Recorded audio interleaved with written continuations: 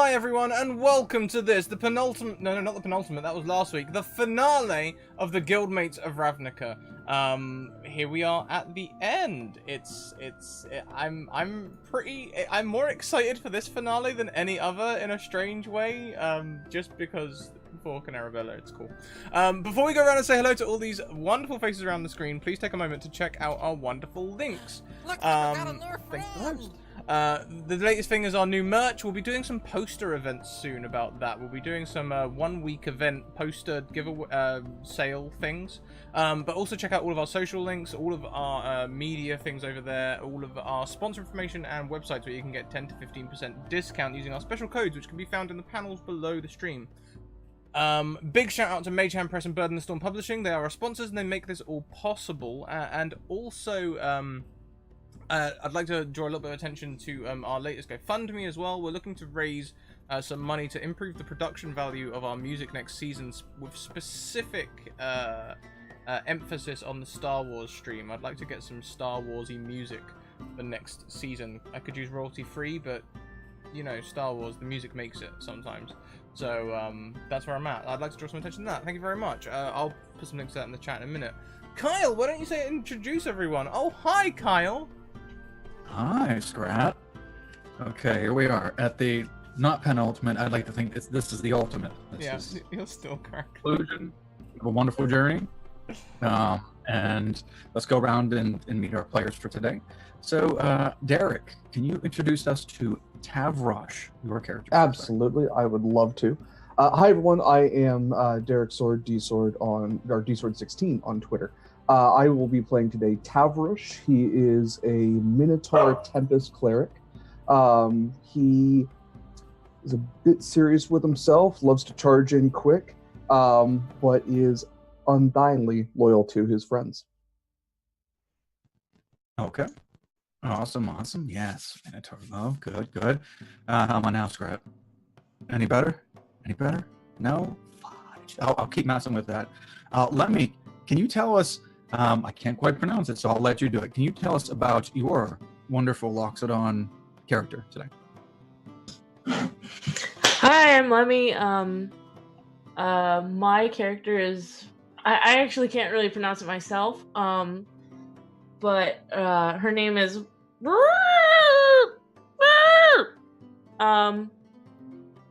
but she goes by the Old One, so...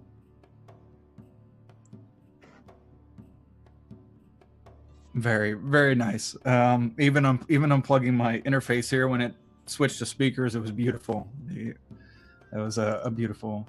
Okay, so we'll probably just address her as the Old One because I don't know if I can pronounce it even as much as you pronounced. So the Old One. Okay, awesome. And coming back with us this week, Nairi, can you reintroduce us to Arabella? Sure can. Hi, I'm Nairi playing Arabella, the halfling bard who is very much done with performing for the city ever since she was told that she was not good enough. So she's gonna try and prove them wrong, whether or not they actually are wrong. Okay. She's so sweet and adorable that I'm sure they're very wrong, and she is just destined to be precious in everyone's eyes, Yeah. and including the eyes of Fork. Scrat, can you reintroduce us to Fork? Of course I can. Yeah, I play Fork, the half-orc sorcerer, or half-orc sork if you like. I think that's a joke, I'm not sure.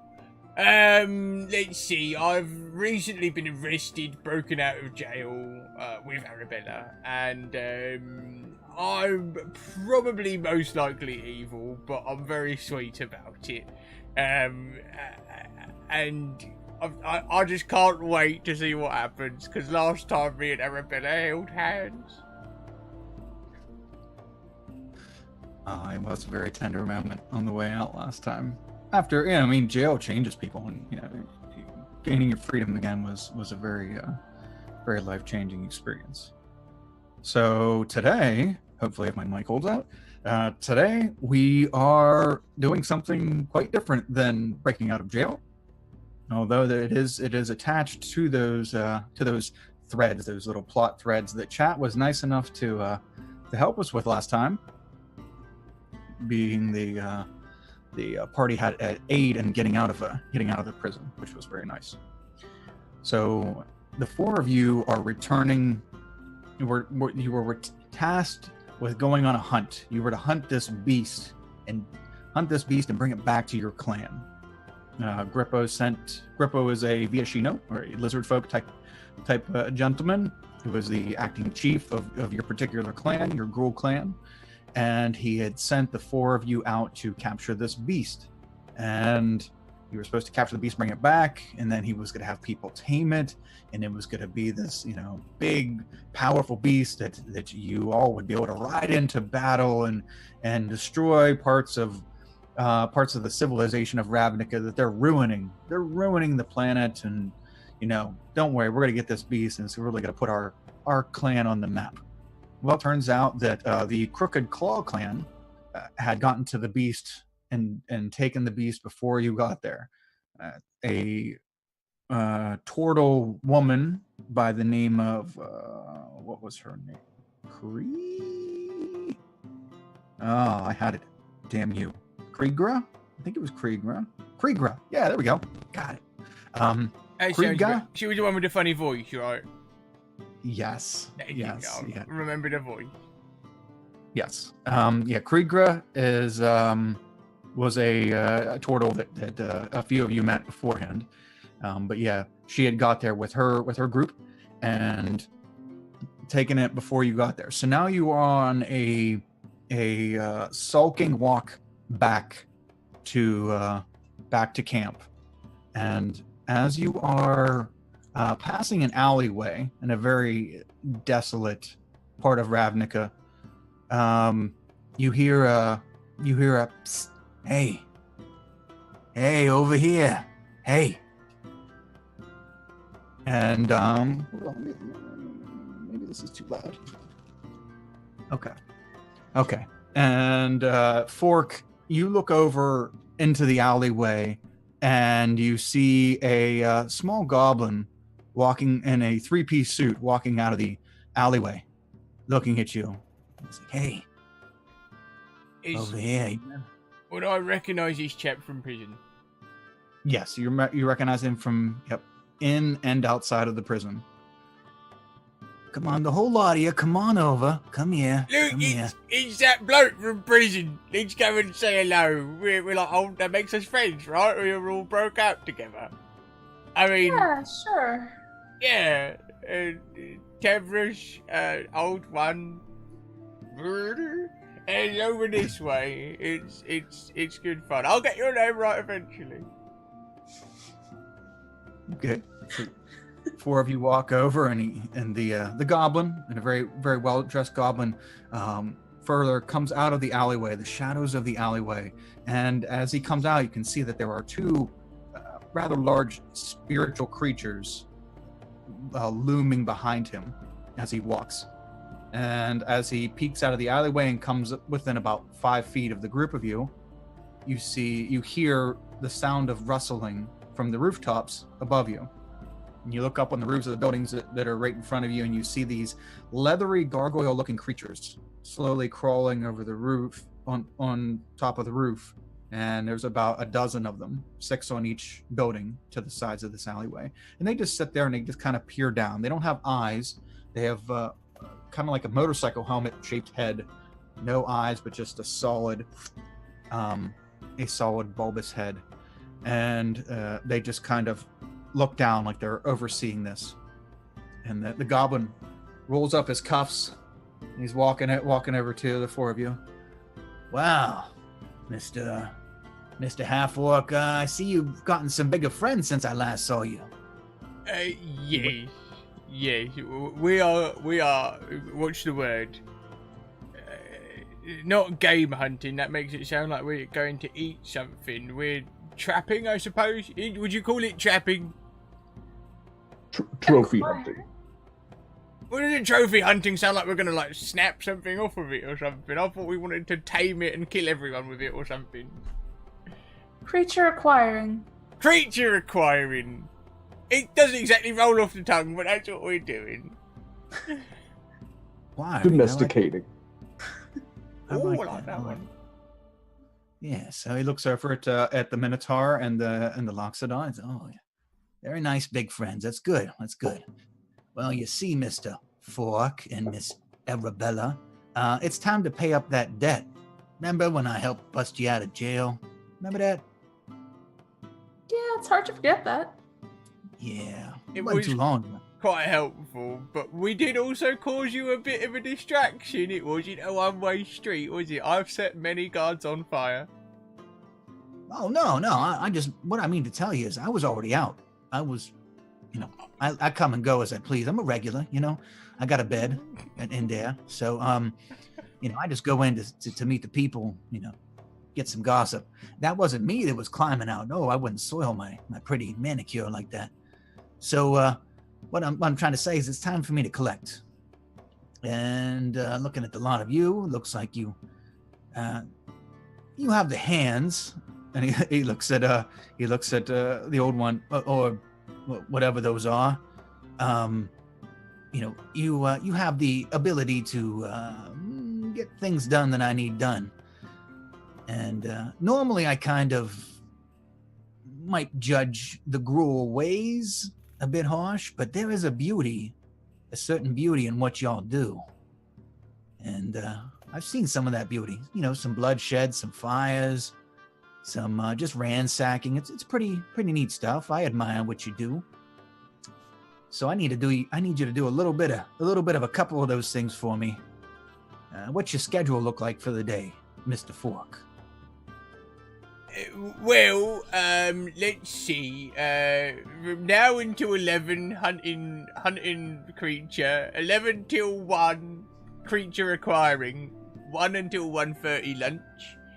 1:30 until mid-afternoon, returning creature. And then hopefully, if we can get all that done nice and quick, we'll have some time to go out for dinner.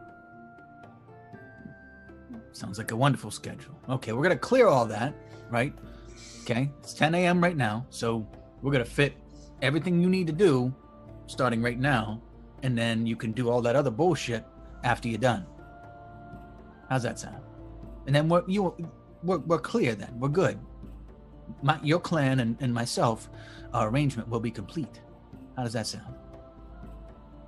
I'm not sure what role this is, Kyle, but could I surreptitiously sum this person up? Like, how many hit points they've got, if they're resistant to fire, that sort of thing. You can do just a general insight check to see how he carries himself, how confident he is, how not necessarily how many hit points, but how much squishy he is. How much of a handful it would be for you to take him out, if that's what you're wondering. How flammable he is. Scrap knows this is a terrible idea because this is clearly a gang leader, but Fork has a one-track mind, and that track involves fire. Well, Fork can tell that. I mean, his clothes and his body is flammable. The odds of getting all of these things in a line like you were able to before, or in a general one little area to blow them up, is probably pretty slim. So as far as this chap himself, you could evaporate, though not so sure if that would mean the deal would be done or not.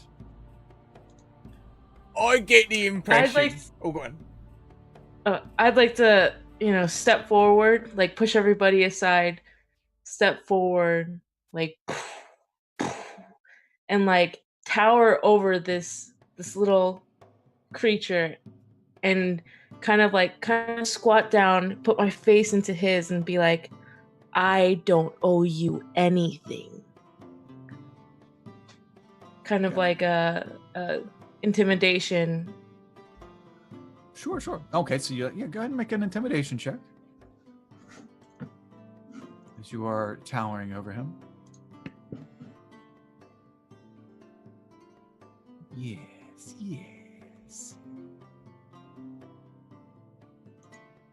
Okay. He looks up at you, and he kind of the moisture from your large looming breath he just kind of like wipes his face. That's wonderful. That's great. Excuse me. Let me back up a little bit. Your clan owes me, so either your clan pays up, or we pay your clan a visit. Not me. I don't get dirty like that. But you could use a mint, and you could back off a little bit. What was your name again? I'll just blow my trunk at him and like get all the mucus and boogers like thrown in his face and just go "Brrr!" and just like, just make him really gross. Oh no. So it's probably my internet just went crazy. Okay. So anyway, you got all the mucus and boogers, and what happened after that? Just that's it. I just like stand up and just like go like stand beside the wall or something like that. Yeah. Okay. In Goblin, I'm going to basically just say, just cut to the chase, Green One. Just tell us what you want. Oh, a learned man. Okay. Very nice. Yes. All four of you big ass things. So, yeah. What I'm pitching here is basically, let's cut the slate clean. All right. So, we at the Orzhov, we like to be informed, right? We like to have ears everywhere and stuff. Well, we need some more ears in the Azorius Senate, and we need some more ears in the Simic Combine. I need the four of you to just merely acquire those ears for me. You see, my associates here, and he points over his shoulder at these two big spirits. You can tell they're kind of humanoid in shape, but they don't have like a skeletal frame or anything. There's just kind of like amorphous, wavering figures with human-like faces, and they're just kind of staring around at you. And he's like, yeah, they're not much for conversation right now, but they're great when you get them on the street. So I need you to deliver my associates here to two individuals. And once you deliver them to them, what they'll do is they'll jump inside the person's body, and then poof, they become Orzhov agents. Just real simple stuff. I know it's complex for your people to understand, but I just need you to deliver my genies in a bottle. So you don't need ears, because I don't have ears in my bag. I might have a couple of skulls. You wanted those? Do we have to know anything about how to treat them as well? Because if you've got a genie in a bottle, I don't want to rub it the wrong way. Yeah, no, I'm sorry. I had some kind of jingle in my head there for a second. Yeah, no, you don't want to rub it the wrong way. You don't want to rub these folks the wrong way. So I'm gonna give you 2 bottles. All right. You look like a blonde to me, Fork. I don't know why. I can just picture you with a beaut anyway. You put these. I'm gonna put them in the bottles, and I'm gonna give you these sealed bottles. You have to get the individuals in question to open these bottles on their own free will. The genies will pop out and possess these individuals, and then we will have more agents out and about. Can you more accurately describe the term of their own free will?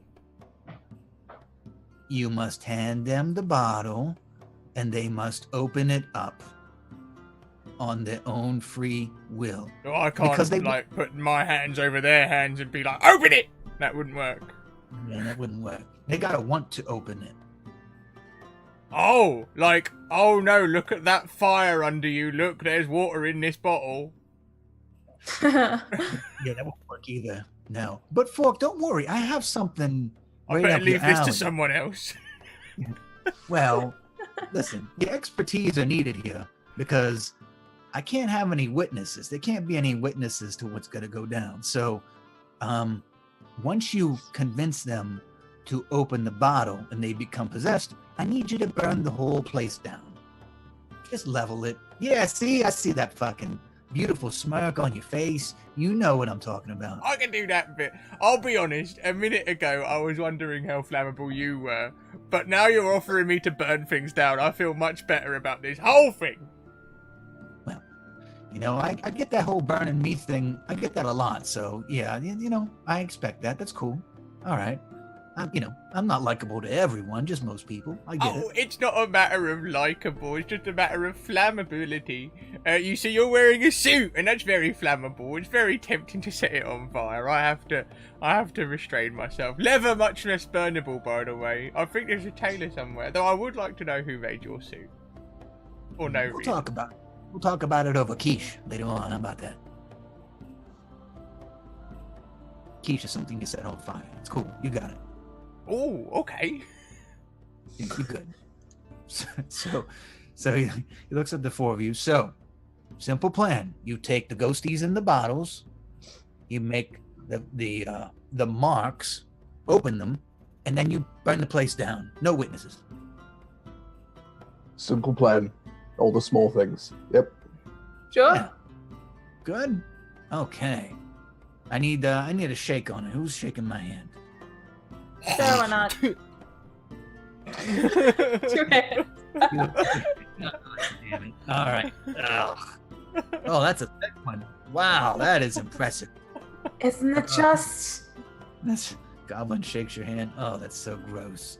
I'm gonna put that in my pocket. He wipes it into his lapel pocket. There we go. Save that for later. I've always wondered why I've got green hair. Yes. So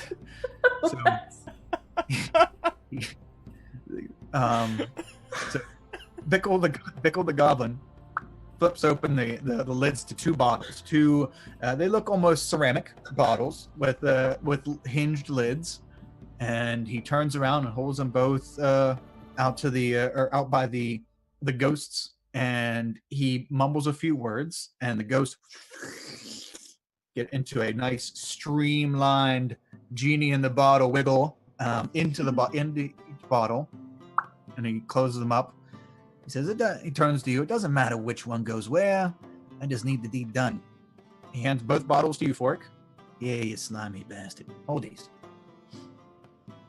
Okay. And he hands you both bottles. Yeah, there we go. There we go. Make sure the tops are on them now. Don't go open Here, give me them. one of them. I'd like to give them both to you, actually, Arabella, because you are much more persuasive than I, and it seems like I can't threaten people with fire. So, here you go. Thank Not you. at first. Not at first. My, they look so much bigger in your hands. It must be because you're small. How tall is he? Oh, the goblin? Oh, he's only like a foot taller than you. Oh, god damn it. Who you calling small? Well, I'm not picking fun. I'm just talking about the bottles. That's all. But I'm gonna ask the goblin. So we do this, and we're even. We're friends. Yeah, friends. Yeah. Your debt will be paid. The clan's debt will be paid, and you will be worshipped amongst the gruel for ages to come. Good. We deal with these genies, and you ain't never had a friend like us. Oh, that's very touching. Very touching. Okay. Well. Yeah. All right, Buzz. I got you. So yeah. On top of this, I'm gonna make this a little bit easier for you because you're gonna find it hard to walk in all gruel-like and shit like you are to these establishments. He holds out his hand. The Bickle holds out his hand, and he takes his other hand and goes like this, and he opens it up, and coins start falling from one hand into another. And he opens it up until several coins fall out. He takes the handful of coins. He pulls a little satchel out of his pocket and dumps them in the satchel, and then hands them out for somebody to grab. These coins are enchanted. You can take these, and they will make you look however you want. Just try to make it a look that will help you get access to the individuals you need to. These are the new you coins, we'll call them. Who wants the bag? Who's holding the bag of the coins? I'll take the bag. Ah, there you go, big fella. And he hands the bag of coins to you. Now there's 2 in there for each of you, so that you can use one for the one mark and one for the other. Now, let's go over your targets, and then we're done, okay? Because I can see by the look on your faces, the gruel is washed over, and you're all about blood rage and setting shit on fire, and who knows, running around and the naked. I don't know what you do. So, your first mark, he flicks his fingers, and one of the leathery gargoyle-looking creatures swoops down from the rooftop and lands next to him, real lightly. And the creature's holding a folder. He hands the folder to Bickle, and Bickle opens it up. Here we go. He's going to turn the page to all of you, as if you can read. But there is a picture. There's a picture of a gentleman, a human gentleman in his mid to late 20s, and he's like, all right, your first mark is this Azorius officer. His name is Gregory Jennings, and we did have an agreement with him a few years ago, and he somehow weaseled out of it. I don't know how that happened. He owed us for some student debt or something. And he was rescued by a party of Boros. I don't know how it worked out, but anyway, we want to possess him. He's now in charge of an investigation against the Orzhov. He's in charge of an investigation against the Orzhov that we would rather have steered in the right direction. So this Jennings, we need him genified. Yeah. So that's your first mark. Okay, you may want to take care of that fella first. And your second mark, he opens the folder over and shows you the next page with a bunch of writing. These are dossiers of each of these people, some descriptions and then pictures. The second mark, this one should be super easy. It's some little old lady. Let me see. Let me read the dossier here. It's Professor Midgenbro Perukatory. We need you to go, and she's actually having a lecture tonight. We need you to go get this little old broad and have her, take the plunge with the genie as well. She has been apparently, in her later years, been up to some very interesting research. You might remember her from the news a couple years ago when she let that giant ogre free. Something, I don't know, rampage through the city. I don't really understand it, but it was a big mess. But apparently she's up to some rather interesting research, and I'd like access to that research. So for the new players and anyone in chat just joining us for the finale, these are the most annoying NPCs from the previous 2 mini campaign runs we did. One from the Boris and one from the Civic Combine. Oh boy. Yeah. Oh no. But none of you know that, so it's good. It's gonna be the first time for everybody. So simple, right? Well, if they're the most annoying, does that give us permission to kill them?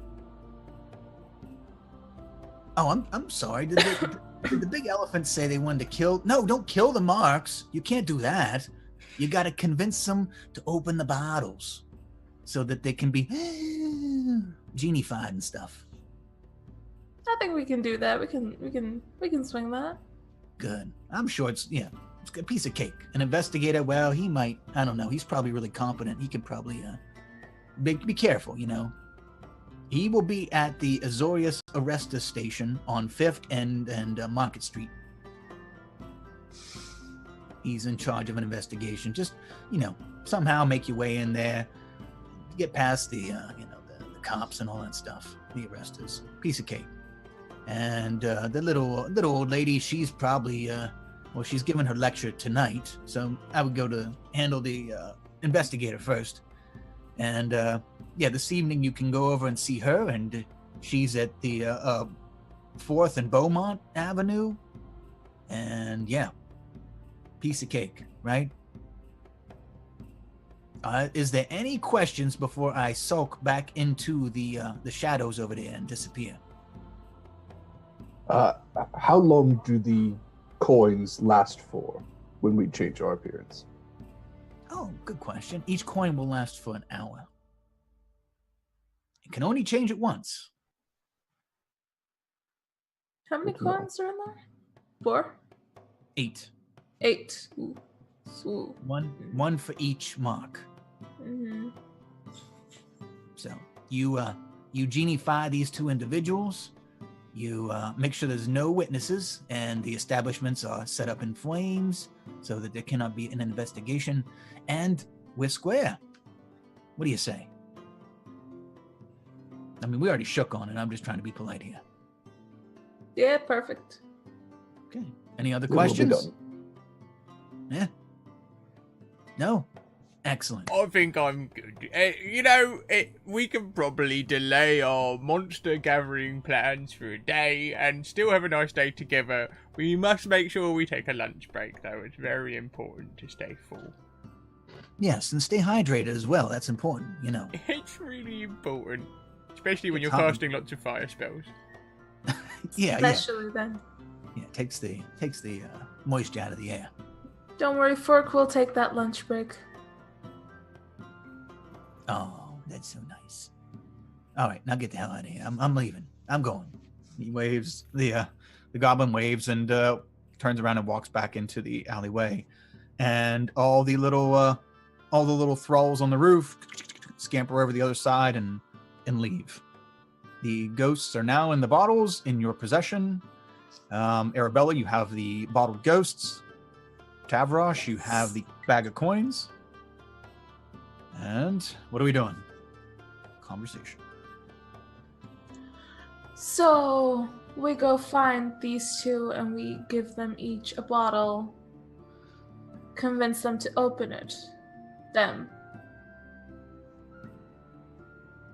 I think we should discuss what we're going to look like when we do that.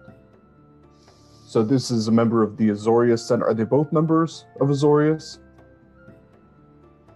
I think Azorius and Boros? No, Azorius and Simic. Azorius and Simic. Okay. Well, there's So not we- too many Minotaurs in either of those, so maybe I should try looking like something else. You all would probably be able to pass. Just change your clothing and clean up a bit, maybe. What's wrong with my clothing? Who are you Rags. calling unclean? Just I mean, rag. we're all wearing literal dead animals as clothing. That doesn't pass well in the city. We know that. Everyone is if you just strip away their base preconceptions. Yeah, and if you kick them out of the city for not being too good to their standards. I think we Excellent should points. start with the end of the mission. Set things on fire and then convince them to drink the bottles.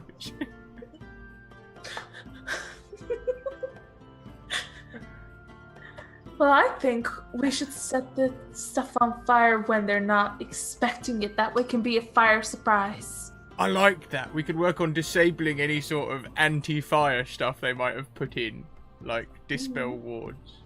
I like that. Yeah. What we could do is we could go to the general areas that we're supposed to and keep an eye out on what people wear over there, and then, and then we just sort of change ourselves. We walk in. I need to be careful, otherwise these might open. And then we just do the thing. I think that's a good plan. I am going to go ahead and hand out the coins to everybody so that everyone has 2. Okay. He would have. I guess he would have told you that. You just need to whisper the activating word while holding the coin, and I'll give you the activating word. Pushy. And that's the word. That's the word. to Tushy. turn. Yeah. Why not? Wait, what was it? Can you say it again? Tushy. Tushy. Yep. Tushy? Yep. Tushy. Tushy. That's the activating word. Okay. To careful if you say it. But it's a funny word. How can I not say it? What Well, does that- it mean? Fork. It means butt. How immature.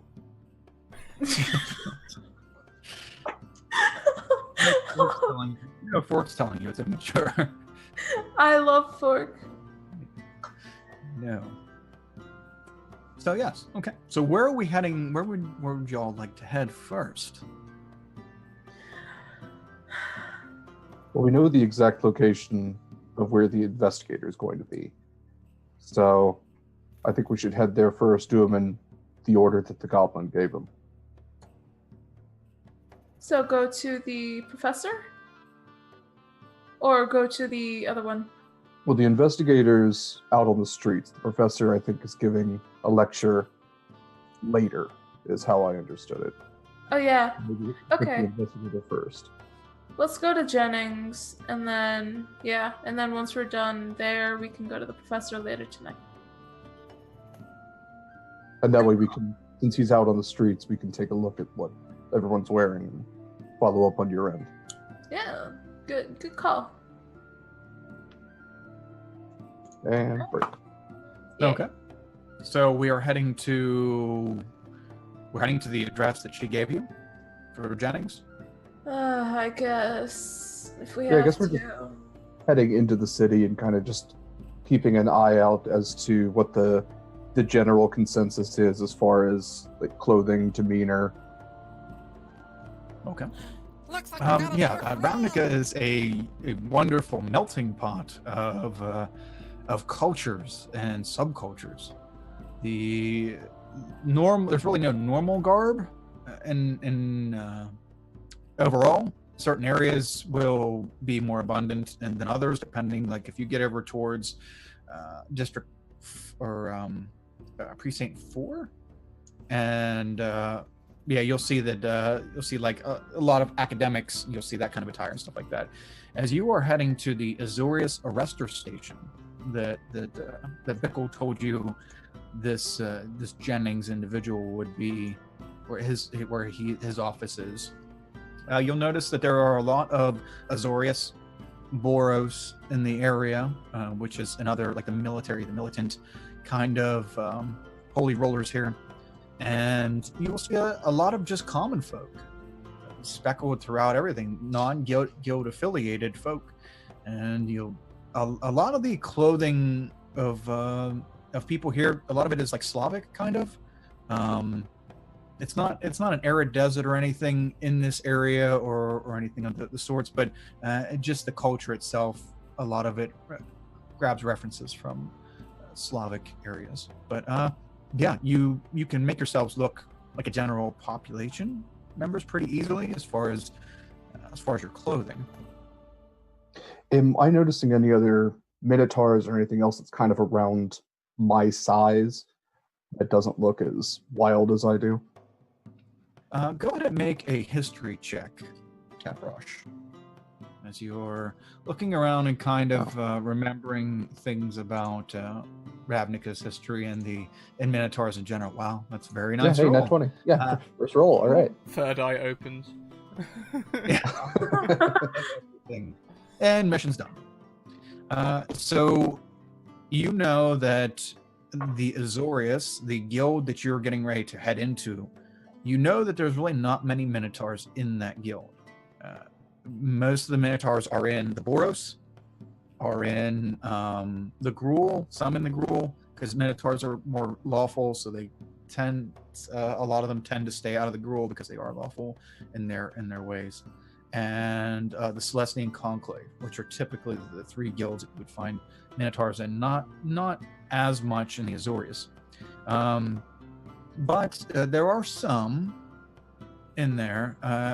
Otherwise, you are seeing a speckling of unguild affiliated Minotaurs, and that would probably be, if you were to be in disguise in this area, that would probably be your best bet, is to just be a normal citizen Minotaur, and not look like you just bit the head off of some kind of creature and are covered in rags and normal gruel. I'll keep a mental note of that and save the coin for when we spot our target or whatnot. We're not getting like side eye or anything walking through the streets, are we?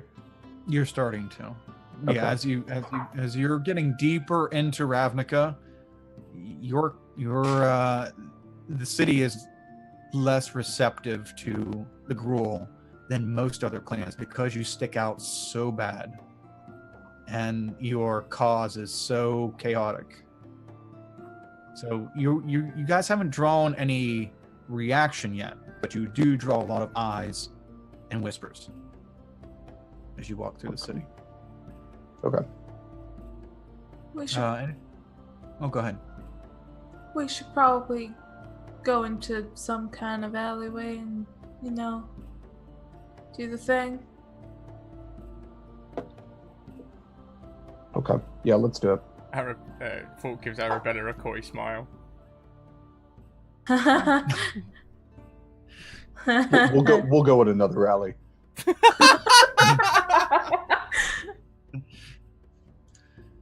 90 minutes later, after you finally figured out how to use the coin. Okay, so what I'm very curious what everyone's using the coin to do. Of course, everyone has to say the activating word because that's part of it. But when you say it and then describe to me what would you like to turn into. So I will say Tushy, and then I'm going to assume.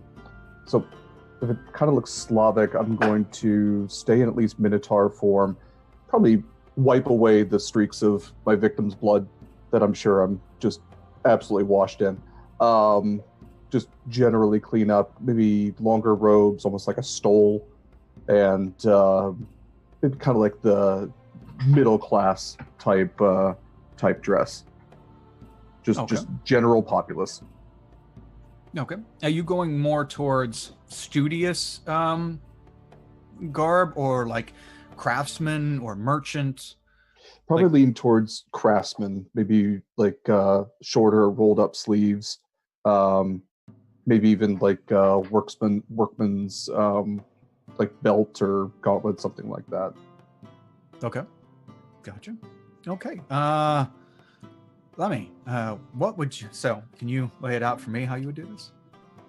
Well, okay, so one of the things that I read about Loxodons is that there are a lot of Loxodons in the Azorius Senate and the Orzhov Syndicate. So I think I kind of want to like save my coins and like buy some clothes, I guess. Just because like if there's plenty of locks, then maybe I could just like get away with keeping the coins, right? Are you sure you didn't read that there aren't many Loxodon and definitely the Syndicate? There's not a lot of Loxodon. There is in the Celestian Conclave. But I don't think there might be some in the Senate, but definitely not Orzhov. So in the description it says Loxodons believe in the value of community and life, and thus are more often found in the Selesnya Conclave. Some find fulfillment in the cause of order by joining the Orzhov Syndicate or the Azorius Senate. Wow.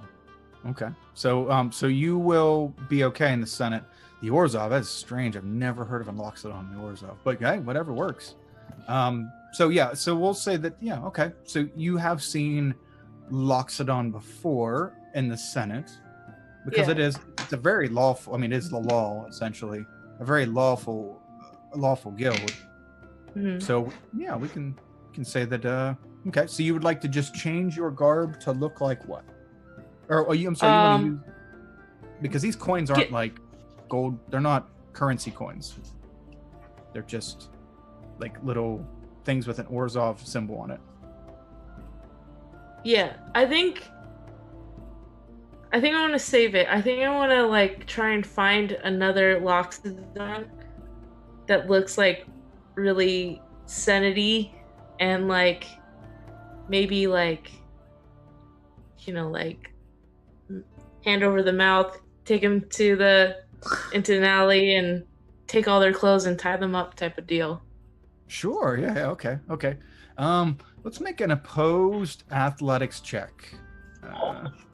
So you wait for one to walk by an alleyway that you guys have been kind of lurking in, figuring out what you're going to do with your coins and stuff, and you happen to see an Azorius Loxodon walk by, and go ahead and do an athletics check, and we'll see if you can snatch him up.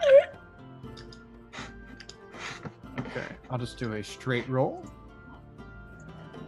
Woo! Okay, so you managed to put your rather large arm out, and seeing as how you're a Gruul Loxodon, you are used to physical activity all the time.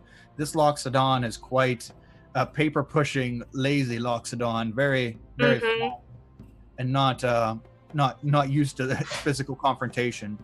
And you quickly, like cartoon, like wrap your arm around its face, yank it into the alley, and now you have this Loxodon in your arms.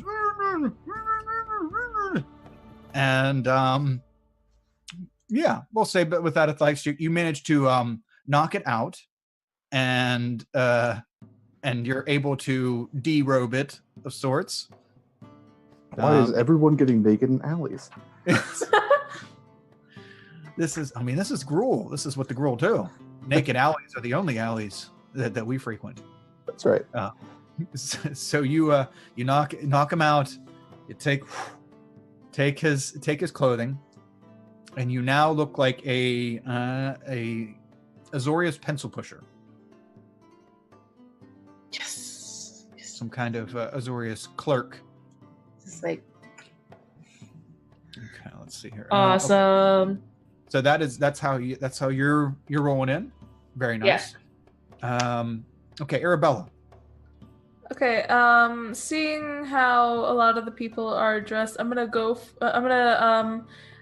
at the coin, and I'm gonna sort of like flip it and be like Tushy, and I'm gonna turn into some kind of scholarly looking, cool person. But can I make myself? Is it like if I make myself taller, they can go through me? It's basically disguise self. So Okay. yeah, you can make yourself a little taller, but they're gonna go through you at some point. Okay, I'm gonna make myself just a little taller, just a tiny bit taller than I am, because I'm feeling a little self-conscious after that goblin called me small. Okay. Okay. You And don't have to worry about your height, Arabella. You're just perfect. thank you, I appreciate that, Fork.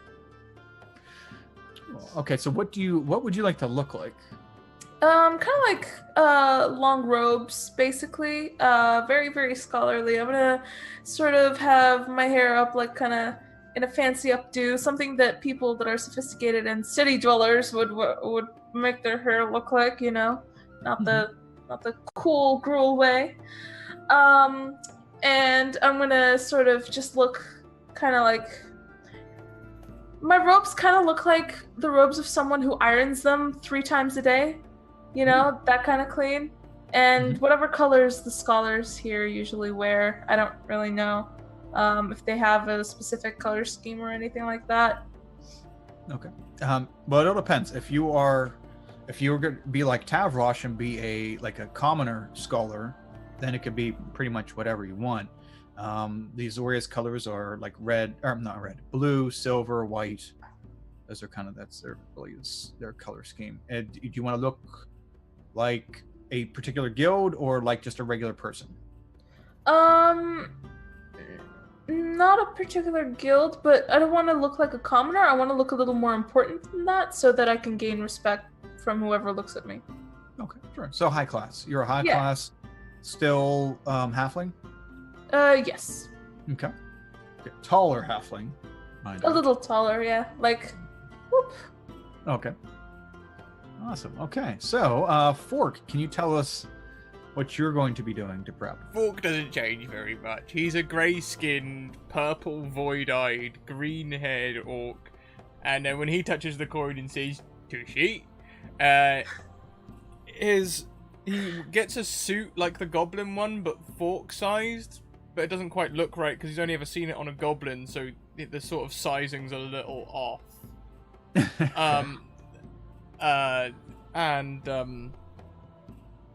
The only other change, the suit will be bright purple to match his eyes, with a green green shirt to match his hair, but his hair doesn't say green. He changes his hair so that he looks like a fire genasi. I've always wanted to do that. Fire. Okay. Orc, So you you have look sharp. you have a dapper flaming head, okay, and a 3-piece suit belly shirt, as is it goblin-sized top? Yeah. Is capri. Is Fork wearing a crop top tuxedo? I believe so. Yes. That is amazing. That is amazing. That's a beautiful visual. Yeah, with flaming hair at that. So okay. Little, Business on the Arabella top, party on the bottom. Yeah, Arabella looks charmed. For sure. It's a magnificent visage. Okay. Uh-huh. Oh boy. Okay, so the four of you meet up after prepping. And what would you like to do now? You're in the alley. Everybody's together. Actually, the old one, what would you have liked to have done with the body of the unconscious Loxodon? Oh yeah. I'd like to actually like switch clothes and kind of like make them all dirty-ish, and then kind of like, if I have some alcohol, I'd like to kind of like pour it on the elephant to kind of get like that alcohol smell, and then I'm gonna be like, guards, there's like, and kind of be like, there's this unruly Loxodon over in the alley, almost got me, almost took all my stuff, but I think they're really drunk, and that's the only way I managed to escape. But can you please deal with this person? Okay. That's what I'm gonna do. So either roll a deception or a performance check, please. Take your pick. Oh no. Okay. It's assuredly gonna be good. Okay. Oh. 12's good. 12's good. Mediocre is okay if you're not doing anything too crazy. So well, let's see. Okay. They look a little skeptical. The officer's like, it's a Boris officer. You say that there's a drunk in the alleyway. Yes. The only reason I know is because they tried to grab me and take my money, but they passed out before they could grab it. So. Okay. And I'm gonna play my age to it. So like, I'm an old Loxodon. I'm just gonna be like, please, just like help out an old Loxodon. Just, Okay. Yeah. Well, we're gonna go check into that. You smell like blood. Are you okay? That they had a knife, and they were really smelly, and they got all over me. So just sounds like you had quite the brush with near death. Okay. yeah. Well, So please, can you take care of this person in the alley? yes, we'll bring that scallywag into justice. A few days in the drunk tank ought to do some good. All right, thank you, citizen. So much. Thank you. All right, move along for your own safety. And the two officers go into the alleyway to check and see, to see what went down. Okay, so the four of you meet up outside of an alleyway. We'll say one adjacent to that one. What would you like to do? Okay. Guess let's head towards the meetup point. We Yeah. also have 10 retweets, Carl. Oh, okay. Well, let's maybe see if your plans are thwarted. Okay, so we have 10 retweets, which means we are going to take a roll on the guild activity table.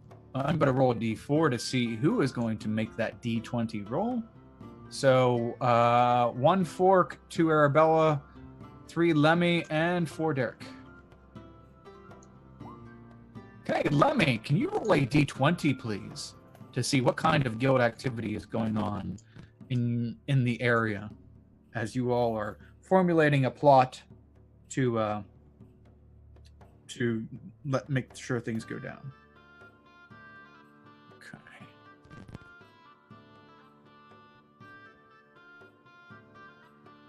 You can either click on the dice on the left side of the screen, and then you'll see a d20 right there where it says basic rolls. There we go. 17. Ah. Okay. Okay. So the 4 of you meet at the edge of the alleyway that is right beside the alleyway where the old one knocked out the other Loxodon. So you're all 4 meeting there. What would you how would you like to pre-plan this out? You are about 2 blocks from the Azorius Arrestor Station where this Jennings office is supposed to be.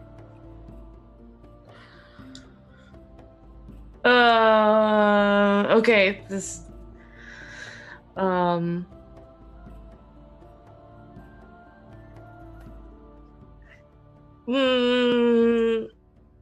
What would you guys like to do?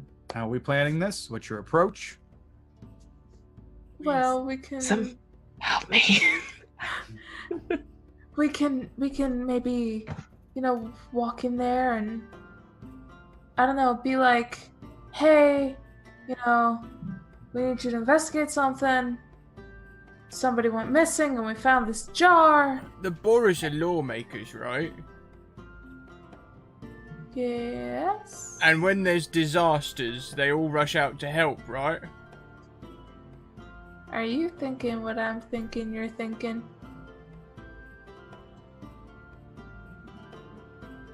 You want to start some fires? I can cause disasters.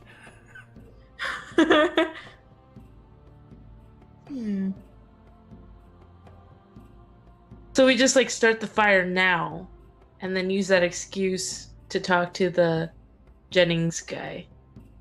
Right? Maybe move away from our previous crime just a little bit before we Yes. start a fire. Yeah.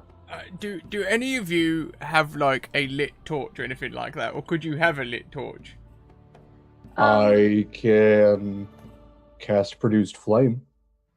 No, it needs to be non-magical, because what I'm thinking is I could just use a lightning bolt or a fireball, but generally people can see me casting that and then I'll somewhat get arrested. However, if one of you strong folk has a non-magical torch that you could throw into the air, I could turn it into 1,000,000 lit torches that you throw up into the air. They start raining down on the city, and no one knows who done it. I do have a torch. If that's let's cause some mayhem. I love this. Nice. All right. I am going to light a torch and nod to Fork and give her a toss. As high as you can. High as I can. Okay. That, okay. So you go to light a torch. The 4 of you are at the end of an alley. Okay. You are talking so I'm assuming you back into the alley a little bit when you light the torch so that you're not out amongst the street where people are walking. As you duck back into the alley, let's resolve this little situation that we just rolled. The 2 Boros officers begin to walk by the entrance of the alley, and they are dragging a large, rotund Loxodon person in gruel clothing. The Loxodon appears to be unconscious. The the one officer looks into the alley, sees you with the torch, and sees the old one dressed in the Azorius robes, and he says, hold up, Cled. And he lets go of his portion of the Loxodon, and the other Loxodon is out cold. It's slouched. As the one Boros officer holds up the right side of the Loxodon, the other officer walks into you, the old one, and looks at Tavrosh with the torch, and looks at the other two. Weird place for a reunion. Yes. Hi. Yeah, we investigated, and surely this heathen is drunk, and probably has been up to no good. Looks as though he's been in quite a scuffle. So, wanted to say thank you for the tip. Normally don't do this, but you might have prevented another crime. So here, and he hands you an amulet. Yeah, you put this around your neck. It only lasts for a while, but put this around your neck. This was given to me by a Celestian healer the other day. I am just to give it to someone, that is doing the good work out there, outside their normal scope. And you did something very good. So I want to reward you with this. He hands you this green and yellow amulet that has like a leaf outlay on it. And can I roll a deception check, or would you like to roll? What would you like to do? Okay, can I is he lying? Can I insight? You want to insight him? Insight. Yes. Sure. Mm-hmm.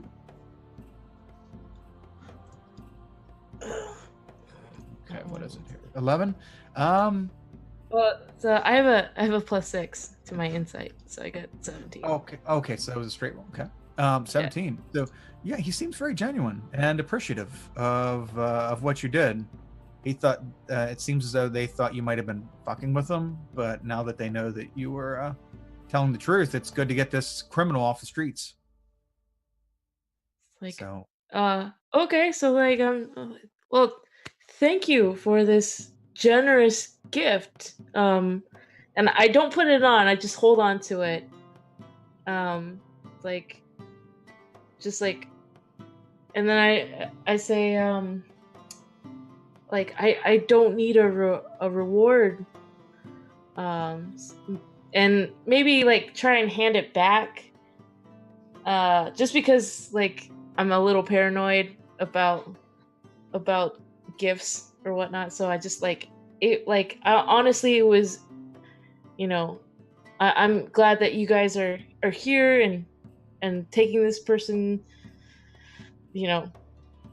taking care of this person. So I don't deserve this, and try and hand it back and just please give it to someone else, who's more deserving or something.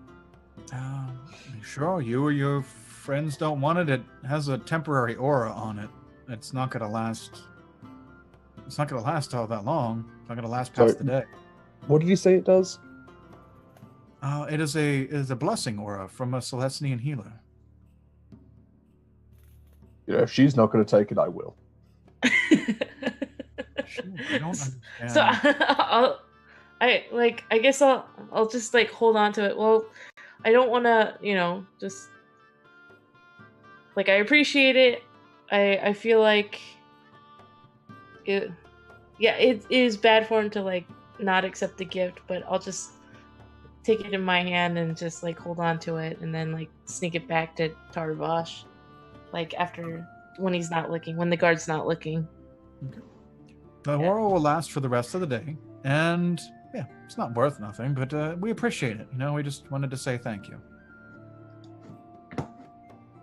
Thank you. Looks okay. I tuck the torch behind me and lean around the side of her and go, blessings upon you. A lot of you in the alleyway, very inconspicuously. All right. We lost something, hence the torch. It's a dark alleyway. Oh, that it is. They should really light these. There's a lot of dark should. Oh, I can't see without my glasses. Oh no. Oh no. We'll find them, I'm sure. Watch where you step. Don't step on his glasses. Why is his hair not lighting up the alley? It's just a visual thing. He likes to keep it that way. It's like, you know how some people like to gel their hair? This is like, you know. You've got stuff to do, I'm sure. I'm sure that crimes to prevent. Have a nice day. Navrosh, roll a persuasion check. Okay. You have crimes to prevent.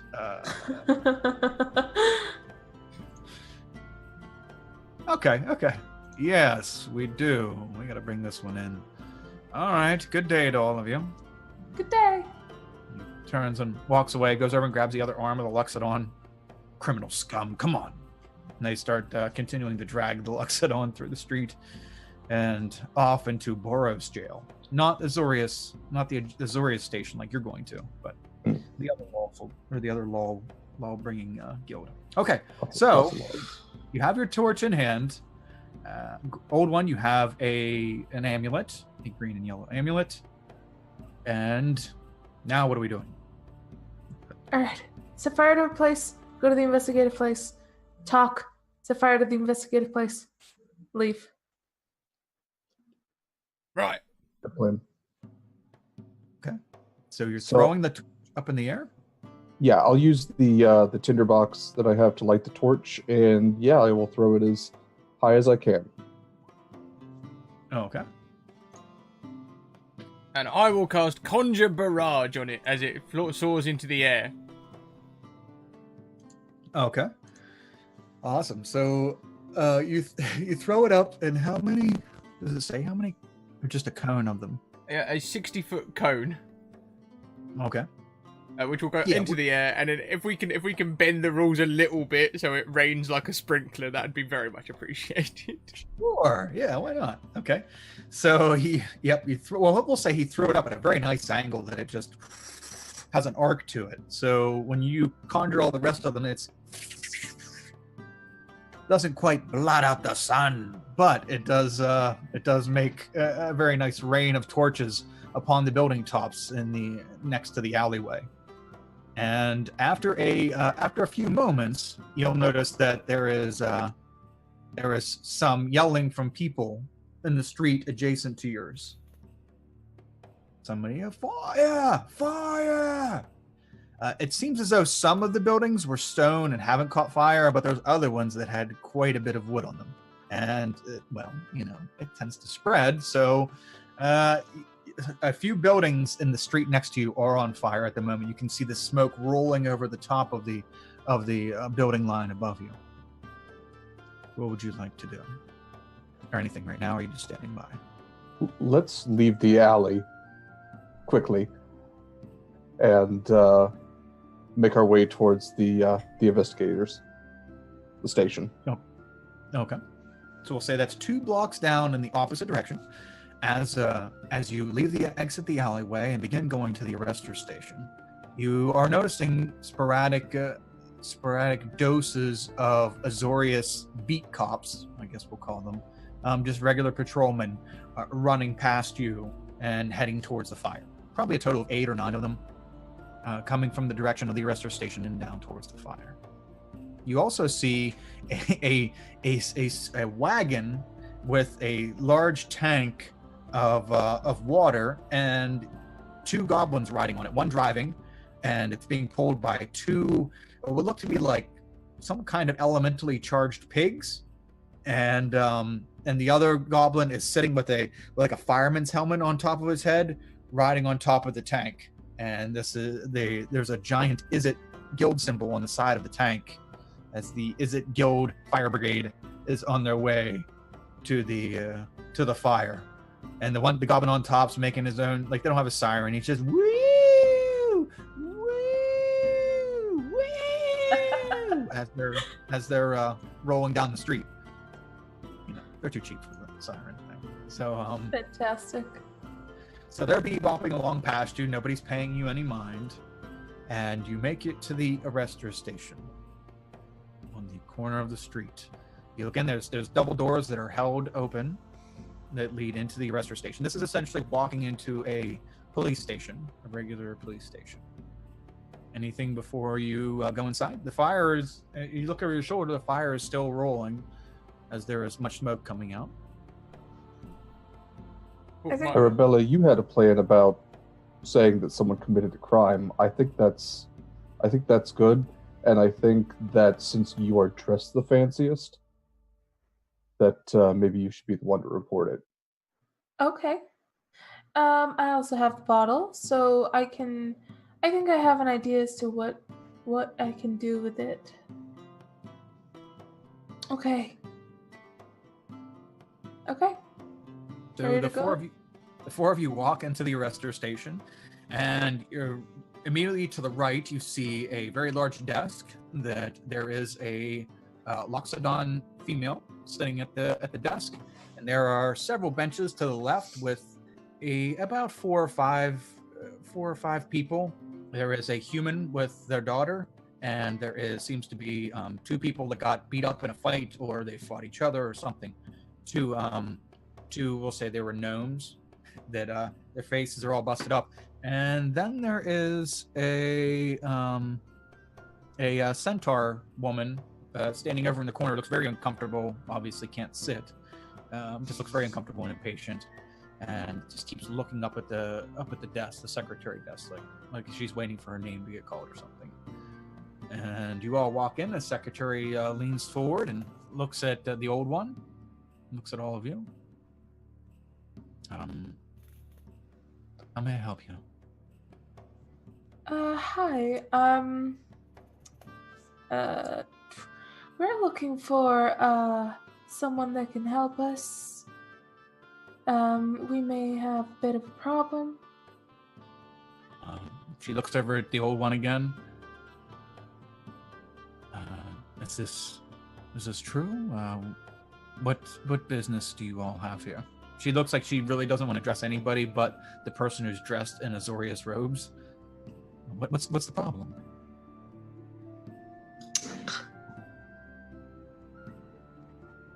I go just kind of like my throat's really hurting, and I'm just like, but this like point at the and just go like, yeah, just like take care of this, motion around. I'm just totally diverting. I have no charisma. I'm just gonna just try non-verbally You should probably head to a hospital for that condition.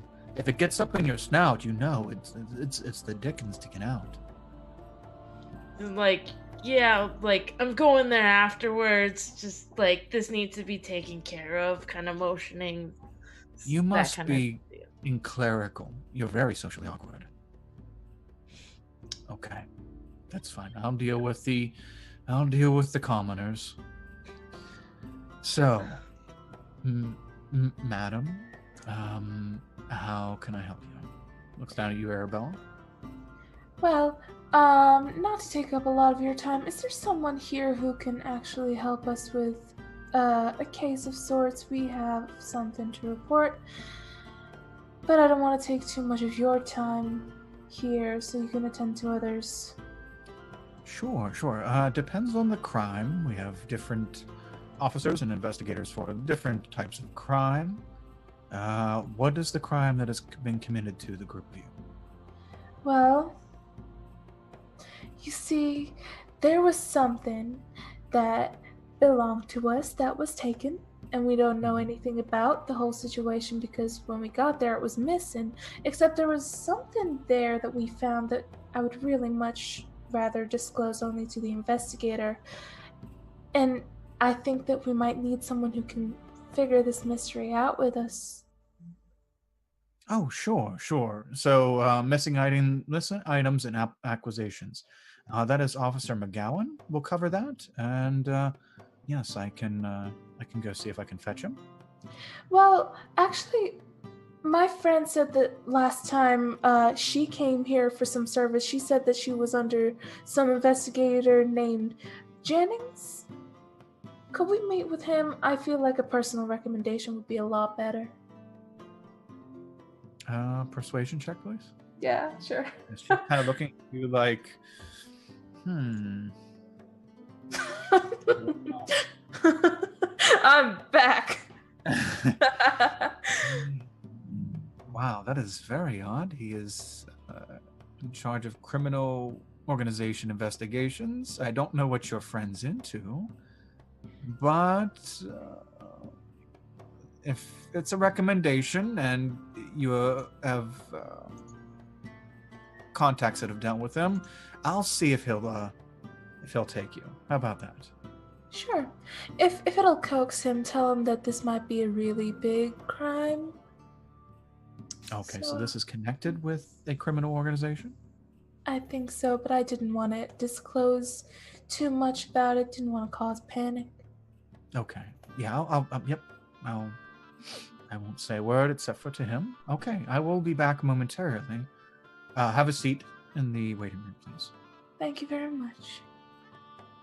And she gets up from her seat and hastily makes her way back through the office areas, and comes back about 2 minutes later and sits down and looks at the group of you and yes, Officer Jennings will see you.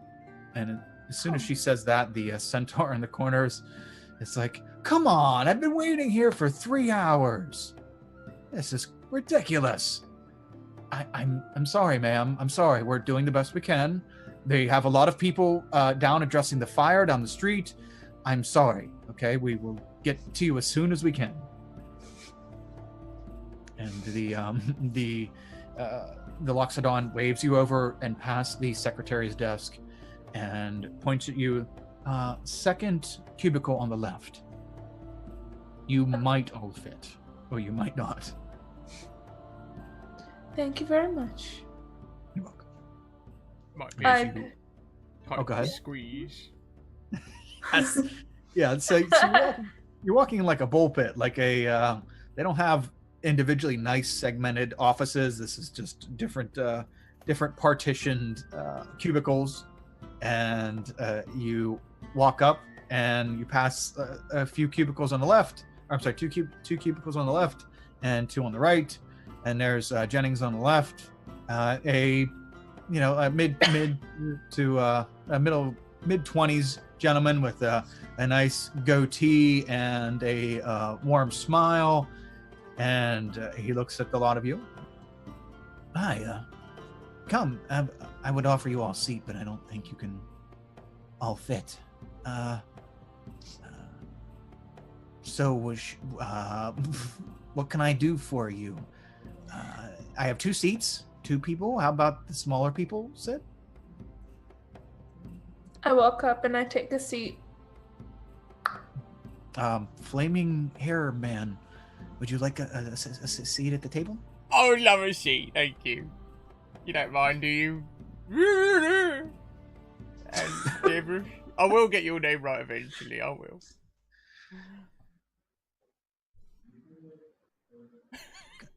Oh, that's the one that the secretary said it had a sore throat.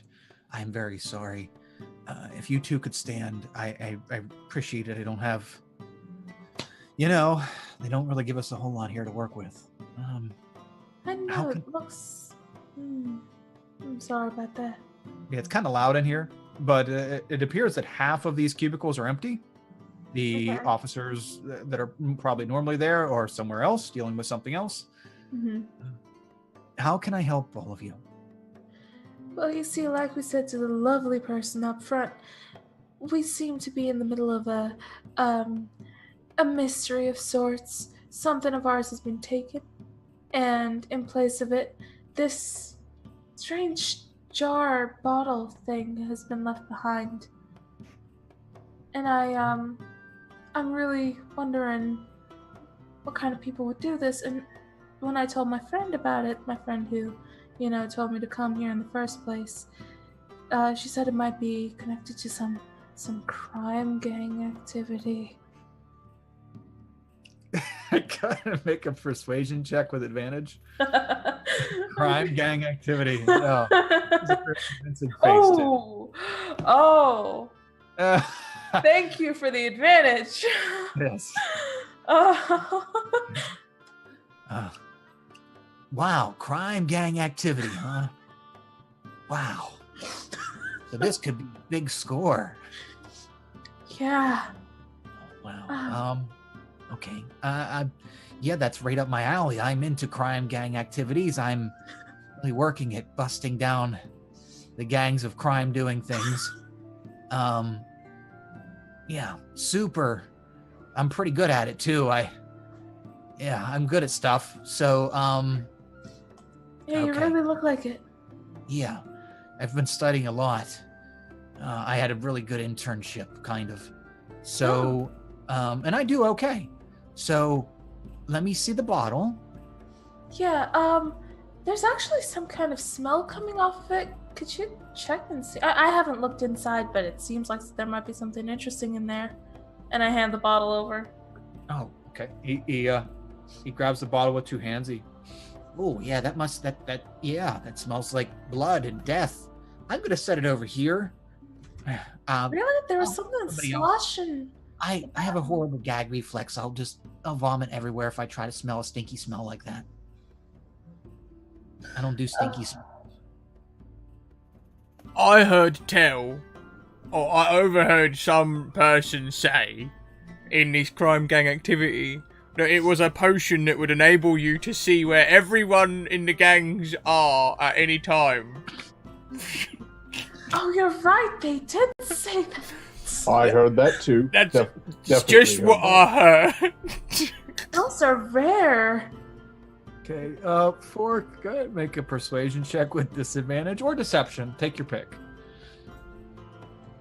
Oh my How's God. that disadvantage?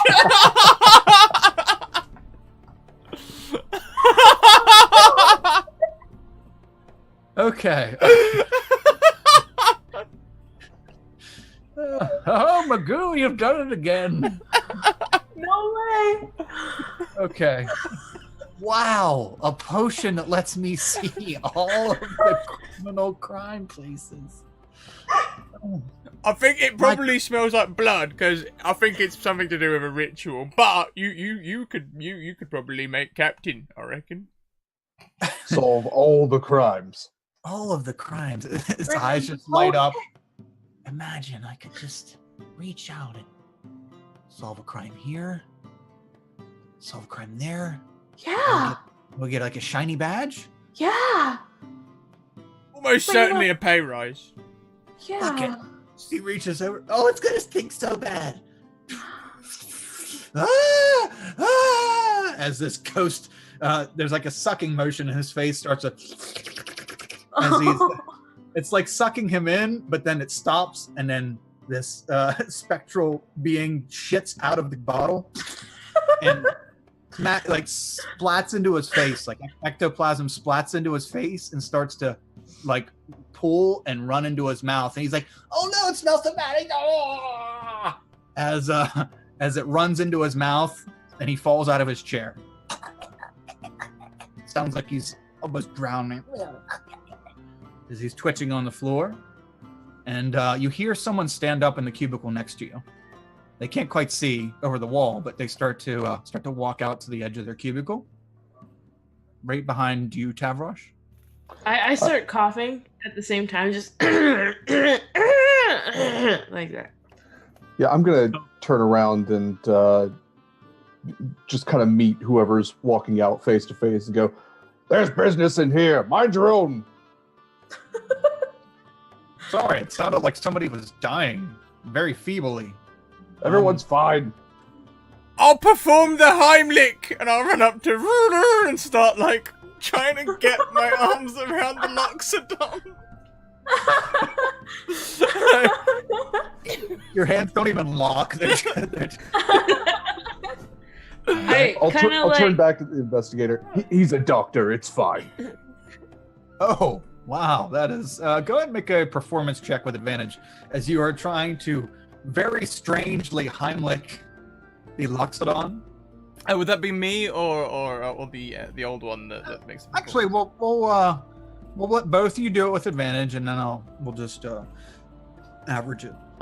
What are we doing? A performance check? Group performance. So 11. Oh god. I turn to him and just like really confused and just like hug him back. Just like kind of like Okay, you turn your head. Well, looks like they really care about each other. All right, just don't let anyone die in here. And he sits back down, and you hear papers rustling again, and the Jennings kind of stops twitching, and his eyes are closed, and you can hear him breathing. He's sleeping on the floor. Wow, the service in here really sucks. Do we just like pick him up, put him in a chair, put a pen in his hand, leave? I was just gonna leave him, but sure, that's better. I used Should to we do it all make the sure- time at the Gruul compound. They were like, transcribe these scribes, fall asleep, pen in hand, no one asks a question. Hmm. should we make sure that that it worked? Should we like slap him? Like I feel like he just should be slapped no matter what. He just has that kind of face.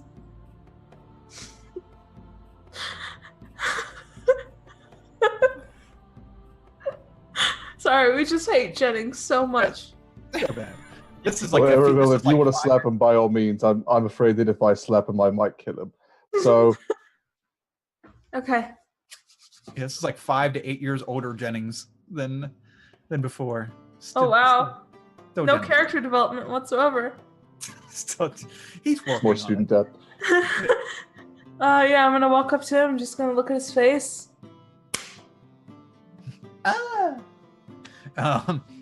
As he comes to and he starts to go, "Why'd you do?" And then the face kind of slacks. We're in. Perfect. I'm going to go take this pathetic vessel and go down the street to admire the fire. If you want to fit in, he was a bit awkward and stupid sounding. He believed anything we said. Yeah, pretty much. It was useless. I'll just tell them I'm working on character development. So, well done. Well done. That was a lot easier than I thought. You are very proficient at what you do, Gruul. Carry on to your next assignment. Do we burn Farewell. this building down yet? I was going to ask the same thing. Are we supposed to burn this building down? So as the body of Jennings stands up and goes to walk away from all you, looks over his shoulder and do what you want Cool. and keep walking. And leaves, presumably leaves. You're all in Jennings' cube.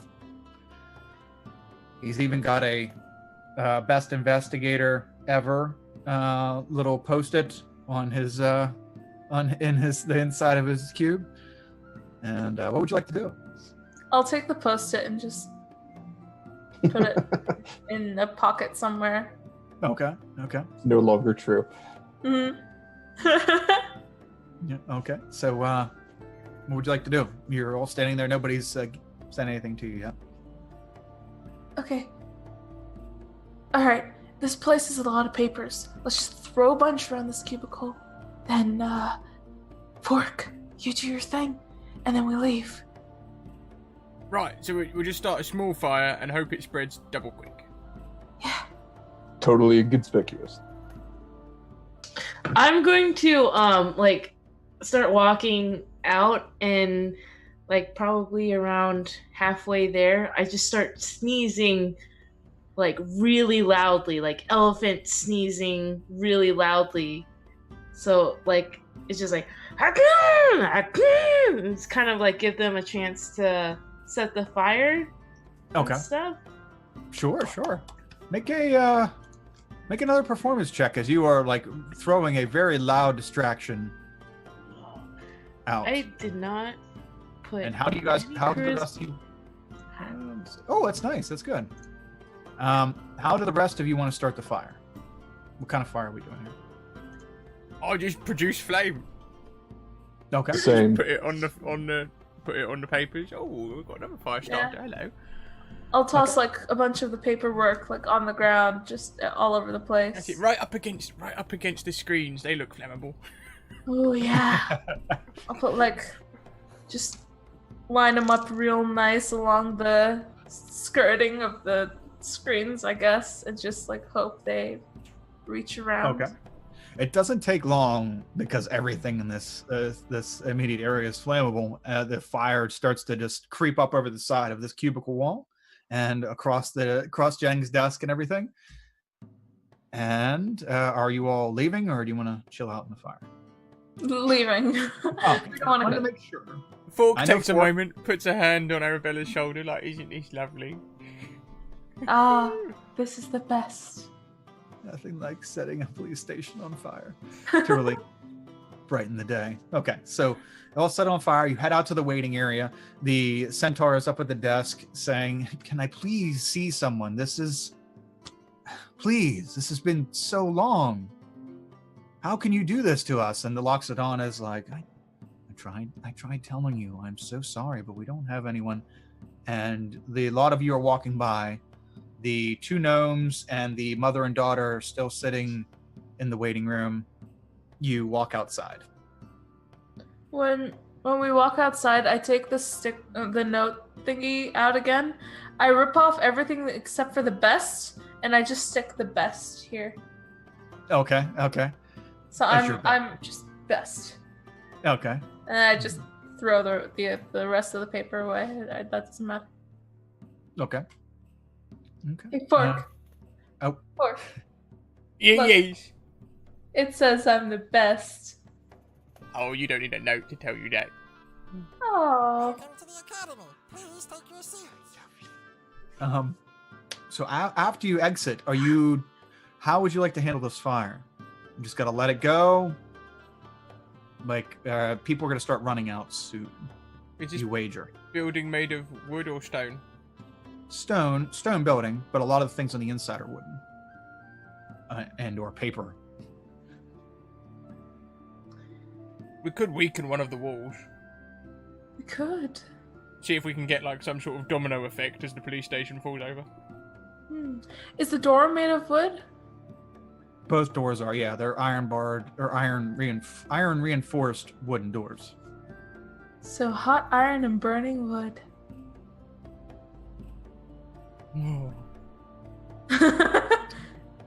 Warms the heart. Are there any guards around? Not out here, no. There was like one patrolman in the inside. All the rest were like investigators and pencil pushers. Right, well, why don't I just chuck a fireball through the front door and then we can all run off? Okay. Go ahead and make a stealth check as you throw a fireball into the building.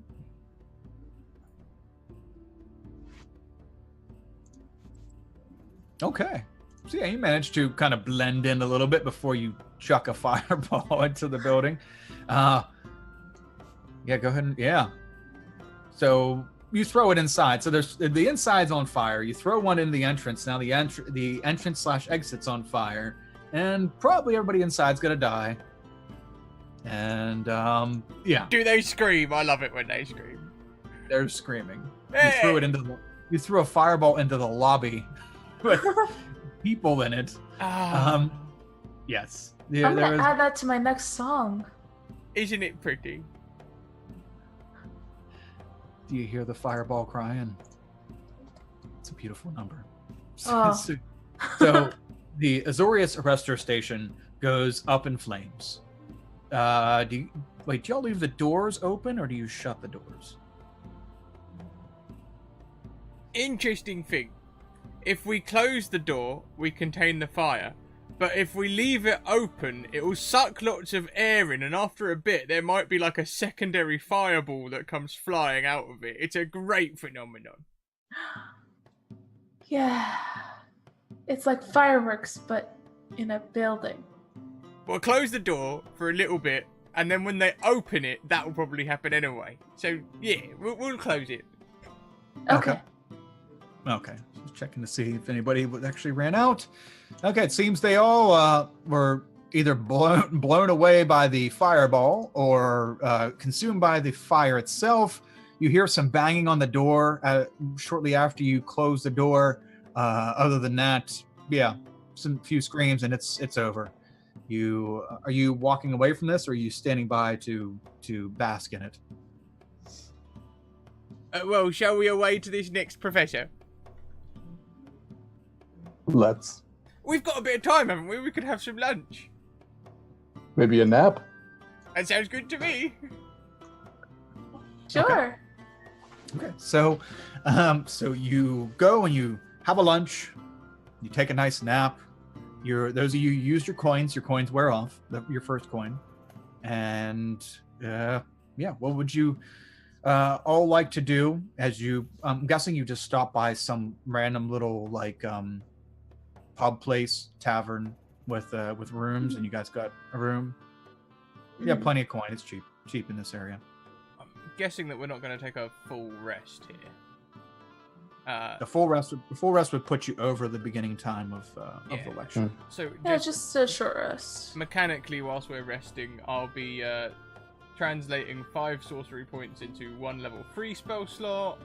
Then I'll take 1 level 2 and translate that into 2 sorcery points, and 1 level 2 and translate it into 3 spell slots. Then I'll put my level 3 spell slots up again using the 5 sorcery points. And then I'll take another 2 level 1 spells off to create another 4 sorcery points. Okay, so math. Okay, math. Yep, math during the short rest, and you could call it metamathic. Yeah. Ooh. Ah, Metamarvelous. that's genius. Yes. Arabella's gonna sing to fork the whole rest. Oh. So you all take your rest. You switch some spell stuff around. You sing a little ditty, and you are all heading to the professor's the little place that she is doing her lecture at. And you get we'll say you stop about 2 blocks away from that place. And what would you like to do? Is there like a perfume shop? Like, yeah, or a place to like get perfume? There are places, yeah. If you'd like to go out of your Okay. way a little bit, you gotta find a scented shop. I'd like to find a bottle with a label on it. And see if I can take the label off of the perfume bottle and put it on the bottle with the genie in it. Okay. Sure. So are you going into a perfume shop, and are you just gonna like grab the bottle and do it, or are you gonna buy the perfume?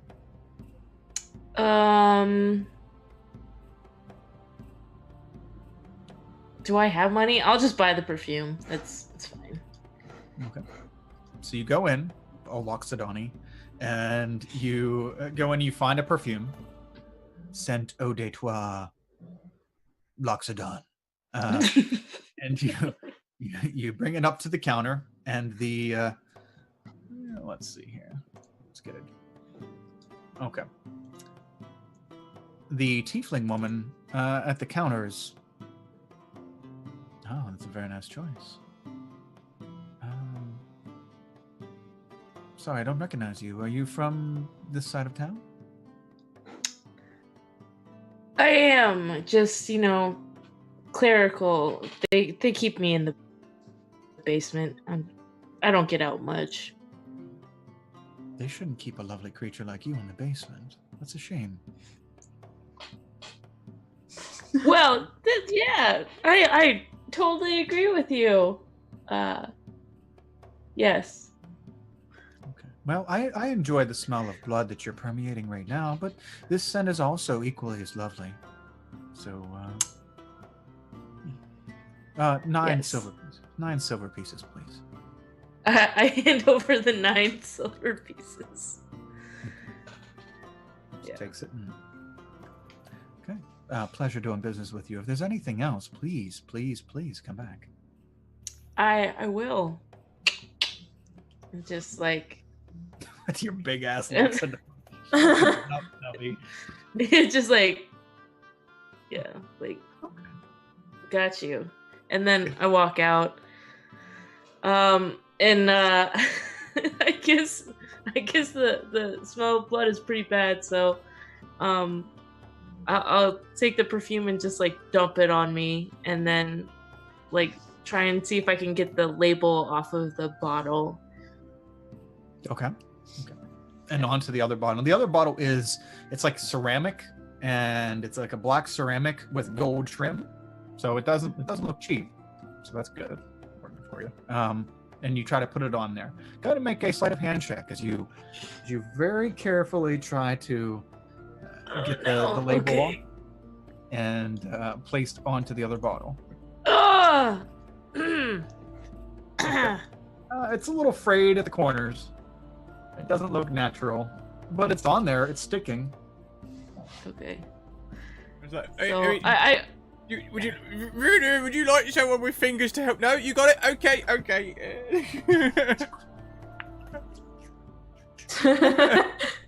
I'm like Abu in an elephant form with the banana trying to like just like and it's that's me right now. That's me. You are a strong, independent Loxodon. It looks wonderful. It looks fantastic. Well done. I'm a strong, independent Loxodon that don't need no hands. Yeah. But don't need no opposable thumbs. Exactly. Okay. Yeah. So you have the label. You have it placed on the bottle. Okay. You all meet in the alleyway. What would you like to do? How would you like to gameplay this? I figured that we could present this as like a gift and just, give it to her for the lecture, like before or after the lecture. That way, she would have to open it in order to smell it. So hopefully that works with the label. Okay.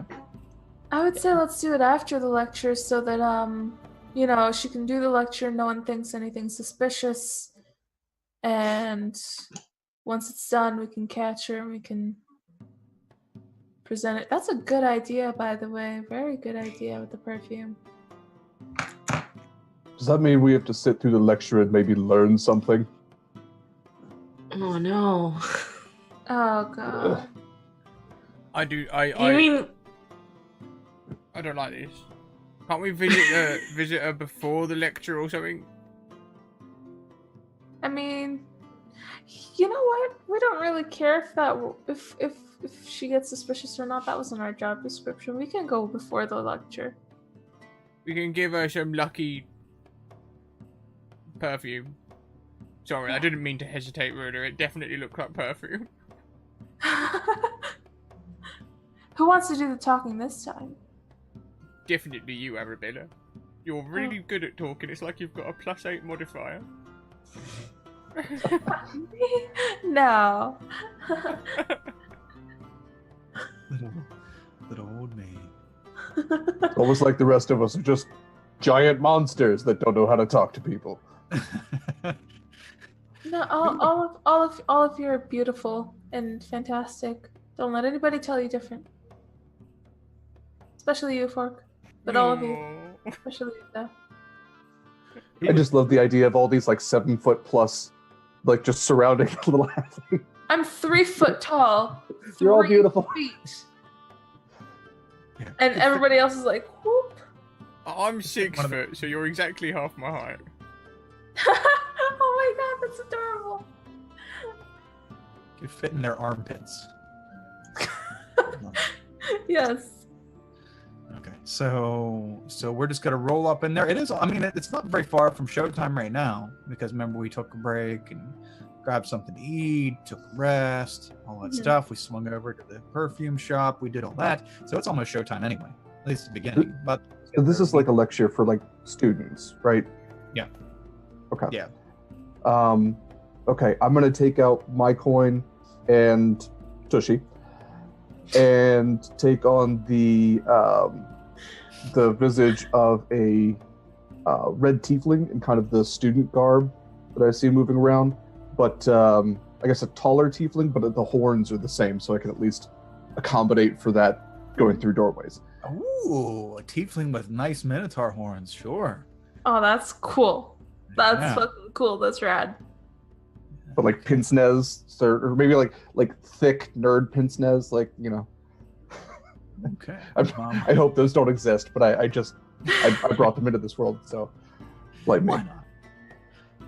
We can have it. We can make it work. That's right. Okay.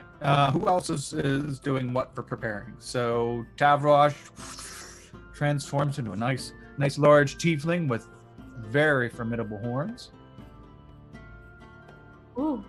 I will wear a similar uniform, except if I'm going to be doing the talking, then I'll sort of wear kind of a more sophisticated, more adult garb, like more like, say, how regular students would wear like the shirts and pants and stuff, but teachers would wear the suit jacket and all that sort of stuff. That kind of level of more sophisticated and adulty, grown up. Adulty, sure. Yeah. Yeah, you see the students that are walking towards this building, and there's only a few of them. They're all at least in their late teens, early 20s. So they're like college age student. Okay. So the old one, what are you doing to prepare for this event? I don't. Do we know what the lecture is about? Like, we don't. Nope. Okay. Well, like visibly, I am like an older Loxodon, so I guess I'm gonna take out the coin to make myself look younger. Like, so I'm gonna be like, get that tushy, and then like change into a younger Loxodon. Okay. Yeah. And you're gonna be wearing similar like Simic student robe. Yeah, attire? you know, like the ones where it's like, they have the hood on the stuff, and just like sweatpants and hoodie and sweatpants, and just like one of those students that like wants to sit in the back and not really pay attention, so I can probably get away with sleeping. Okay. Yeah, so you're okay. Awesome. And you're still Loxodon? Yes, yeah, because there's no way to like magically disguise my size. Like, there's no way like I could transform into like a gnome and like take up all this imaginary space. So Well, yeah, you have like, I think it's 1.5 feet. I think is your height. You can either go one way or the other, 1.5 feet with regular disguise self. Yeah. But yeah, you'd have to be like go in a minotaur or something similar size, a furbolg or something really big to even be able to accommodate it. So yeah, okay, sure. So you're the hoodie wearing dude back. All right. Yep. Let's see here. Arabella. Oh, never mind. You already did yours. Fork. How you read now? Your flaming hair's gone and your pizzazz is gone. What would you like to adorn yourself as this time? I do it nearly identically to how I did it before. I'm not quite sure if I get the point that we're supposed to be using this to not look fancy, but I like it. I've got a taste for it now. So I put the same suit on again with the same hair, but this time I add a yellow armband with a bit of white paper on it. Okay. Now I look like a bouncer, don't I? Okay. Yeah, I hear these things can get pretty rough. That's elderly giving lectures can get pretty rough. So yeah, a bouncer would be greatly needed. Okay, nice. Oh, anyone who asks, I will call myself. Oh, the purple suit. I also put site security across the back. Ah. Okay. In Nice. sequence. For flair. Okay. Gold Very trim, good. thank you. Gold trim, nothing less. Very good. Very nice. Okay. So the four of you approach the building, and it is it's kind of a small building for part of an outer area university building type thing. And there is steps leading up to the doorway. And as you get up to the doorway and you come inside, you see it's almost like a chapel and set up. There are benches, many benches, and each bench has this like tray to allow the students or whoever is coming for the lecture to be able to have something to write on. But it's just a bench, like pews almost, and there's 2 rows of them. And then up at the front, there's a lectern, and it's a couple steps up to the lectern.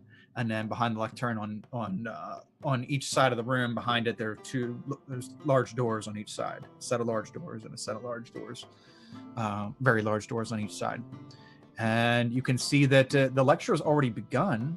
There is an elderly gnomish woman up behind the lectern. Now this lectern is very wide. It's almost like a witness stand at a trial. It goes out about 4 feet and then comes back and is almost squared in, except for the back.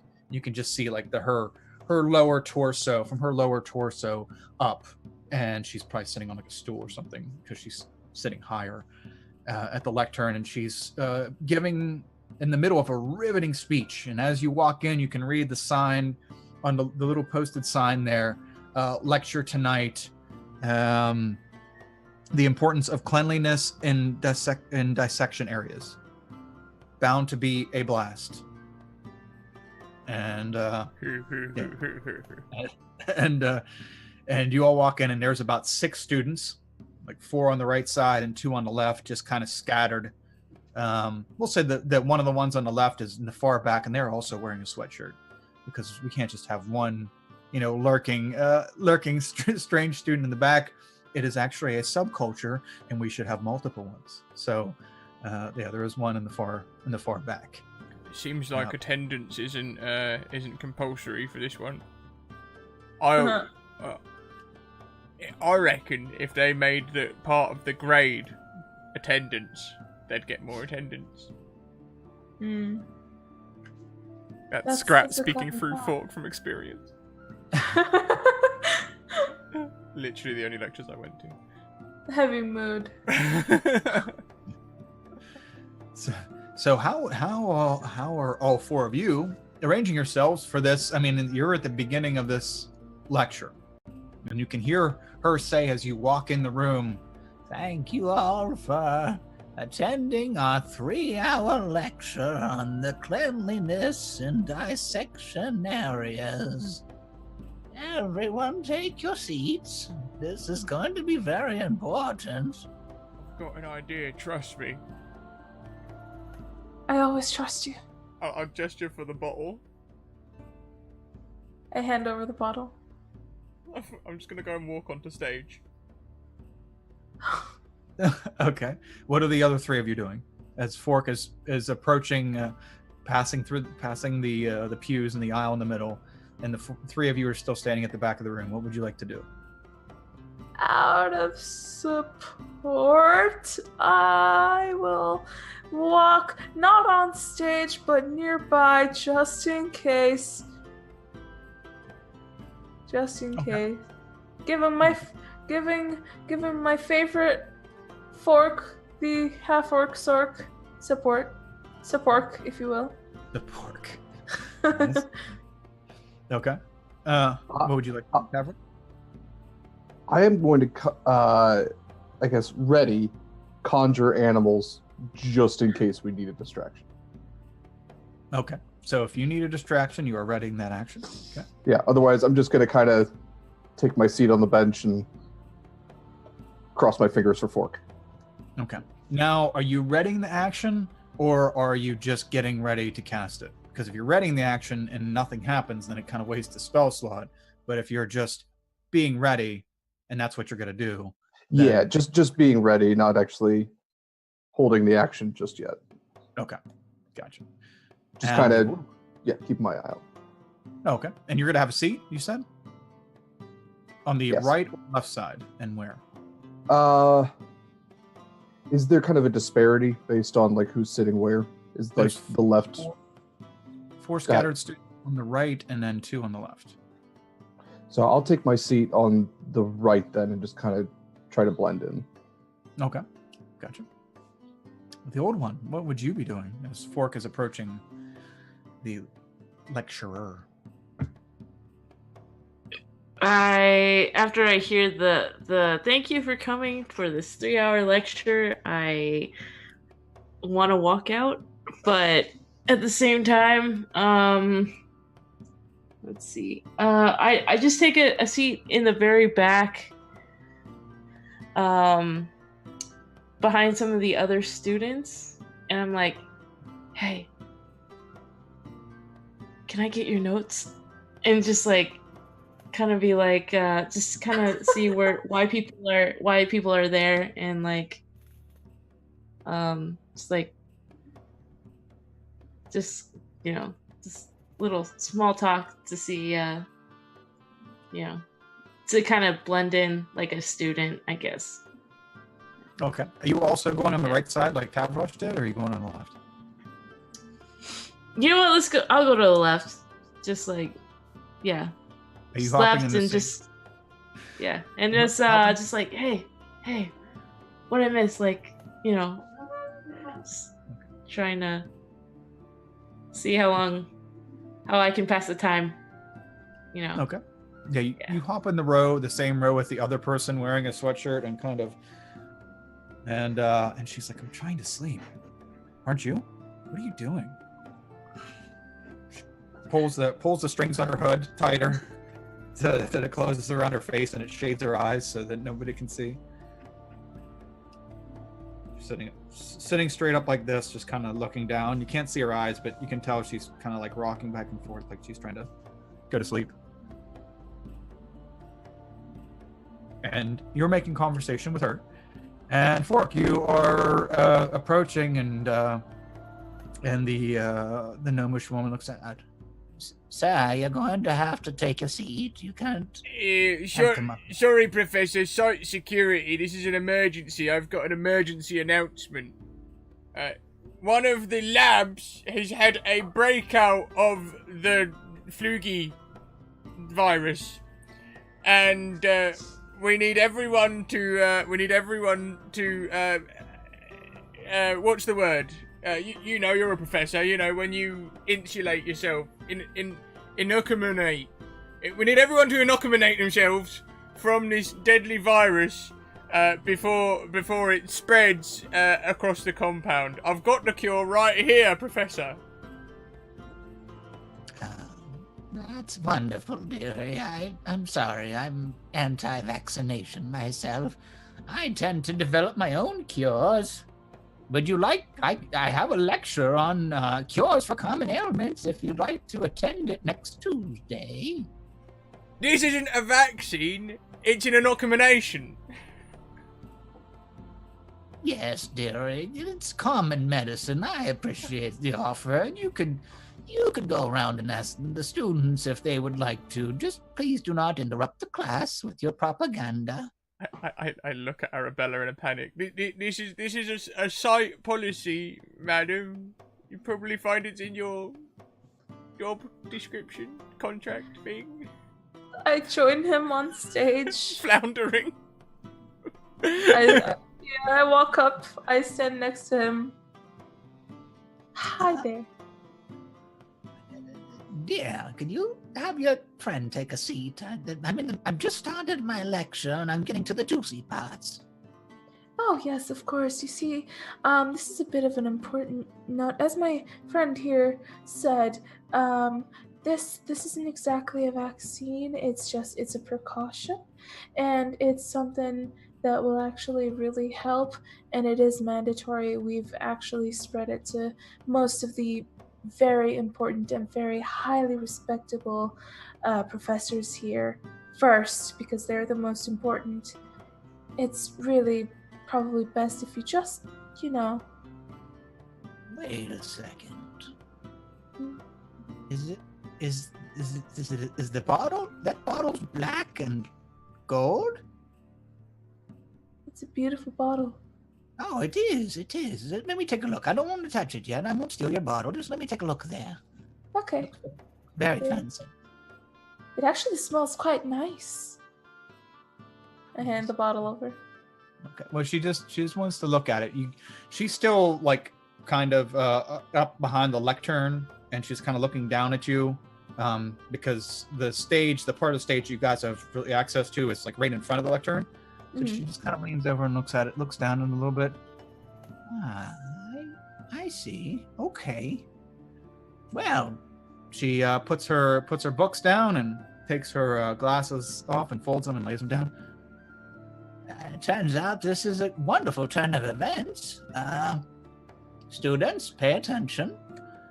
So, many years ago, when I was a tramp, and I used to bump uglies with an Azorius precog mage. Okay? And he told me, well, as precog mages go, they can see into the future. And he told me one day there would be someone who came with the black bottle, bent on sucking away my soul. Now, I didn't know if he was telling that to drop my drawers or what he thought I would take from it, but, whatever. The deed was done, so fair enough. I just dismissed it as him with horrible pillow talk. So, but it seems as though all those years ago he knew that one day the black and gold bottle would be coming into my lecture to suck my soul away. And I won't. That I am going to cast Conjure Animals. I am going to summon 8 boar, which are challenge rating 1/4 or lower. And on each of the boars is going to be kind of a number that's either painted or shaved, and it's going to be 1, 2, 3, 4, 5, 6, 7, and 9. Okay. And I'll stand up at that point and shout, "It's the lab animals with the flugy! Everyone get out!"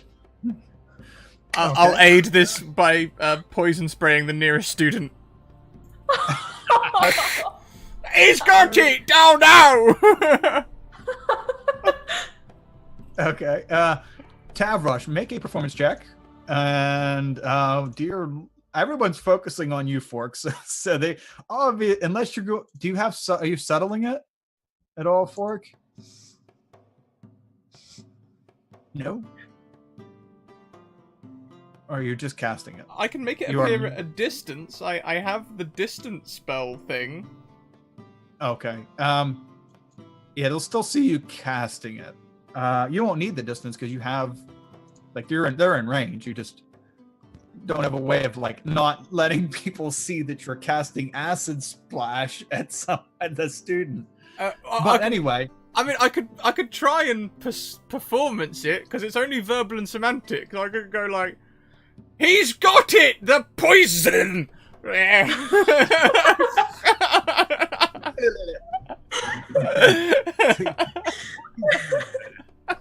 Okay.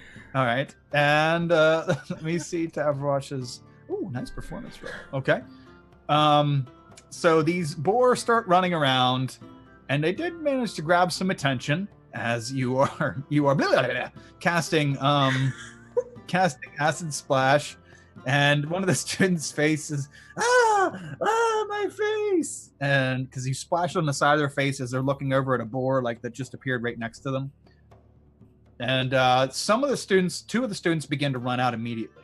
The one person is favoring their face as they have acid splashed on them, and one is heading for the door. And there are 2 that are just kind of sitting there like, what the? Just looking around, trying to take this all in. And the elderly woman pushes over the lectern. Now, this lectern looks to be like 600 pounds. Pushes over this lectern with what appear to be the tentacles that are obstructed by it from the bottom of her body.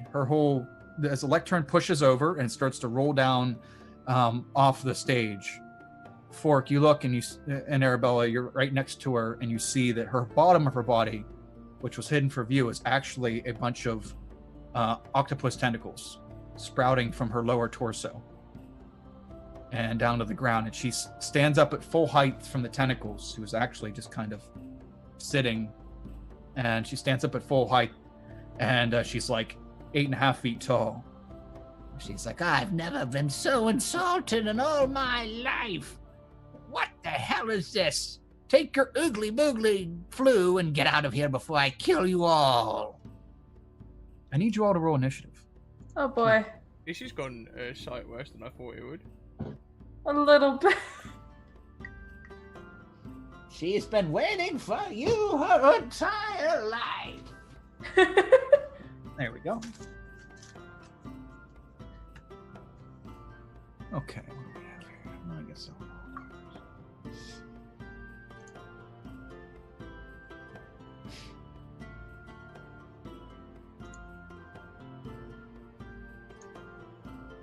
Oh, that's fitting. Okay, so we have okay. So Tavrosh first. And then we have Arabella. And then we have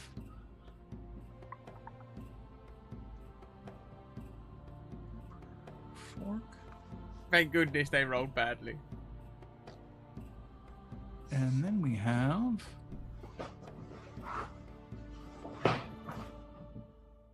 the old one. No, old one. What is your dexterity modifier? Oh, no, 0. no. 0? Yeah. Okay. Okay, then you'll get first. Clarification, Kyle. When I did that acid splash, did I need to use the distance spell or not? It's probably within range. No, you didn't. Nope. Cool.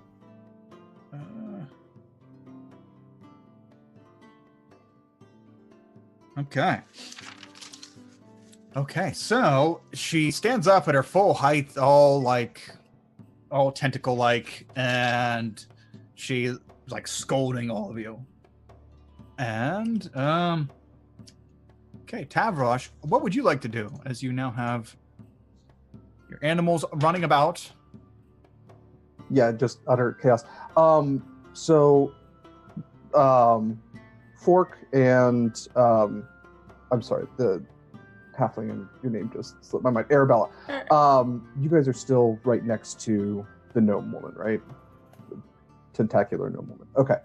I'm going to cast command on the tentacle gnome woman and cast that at first level.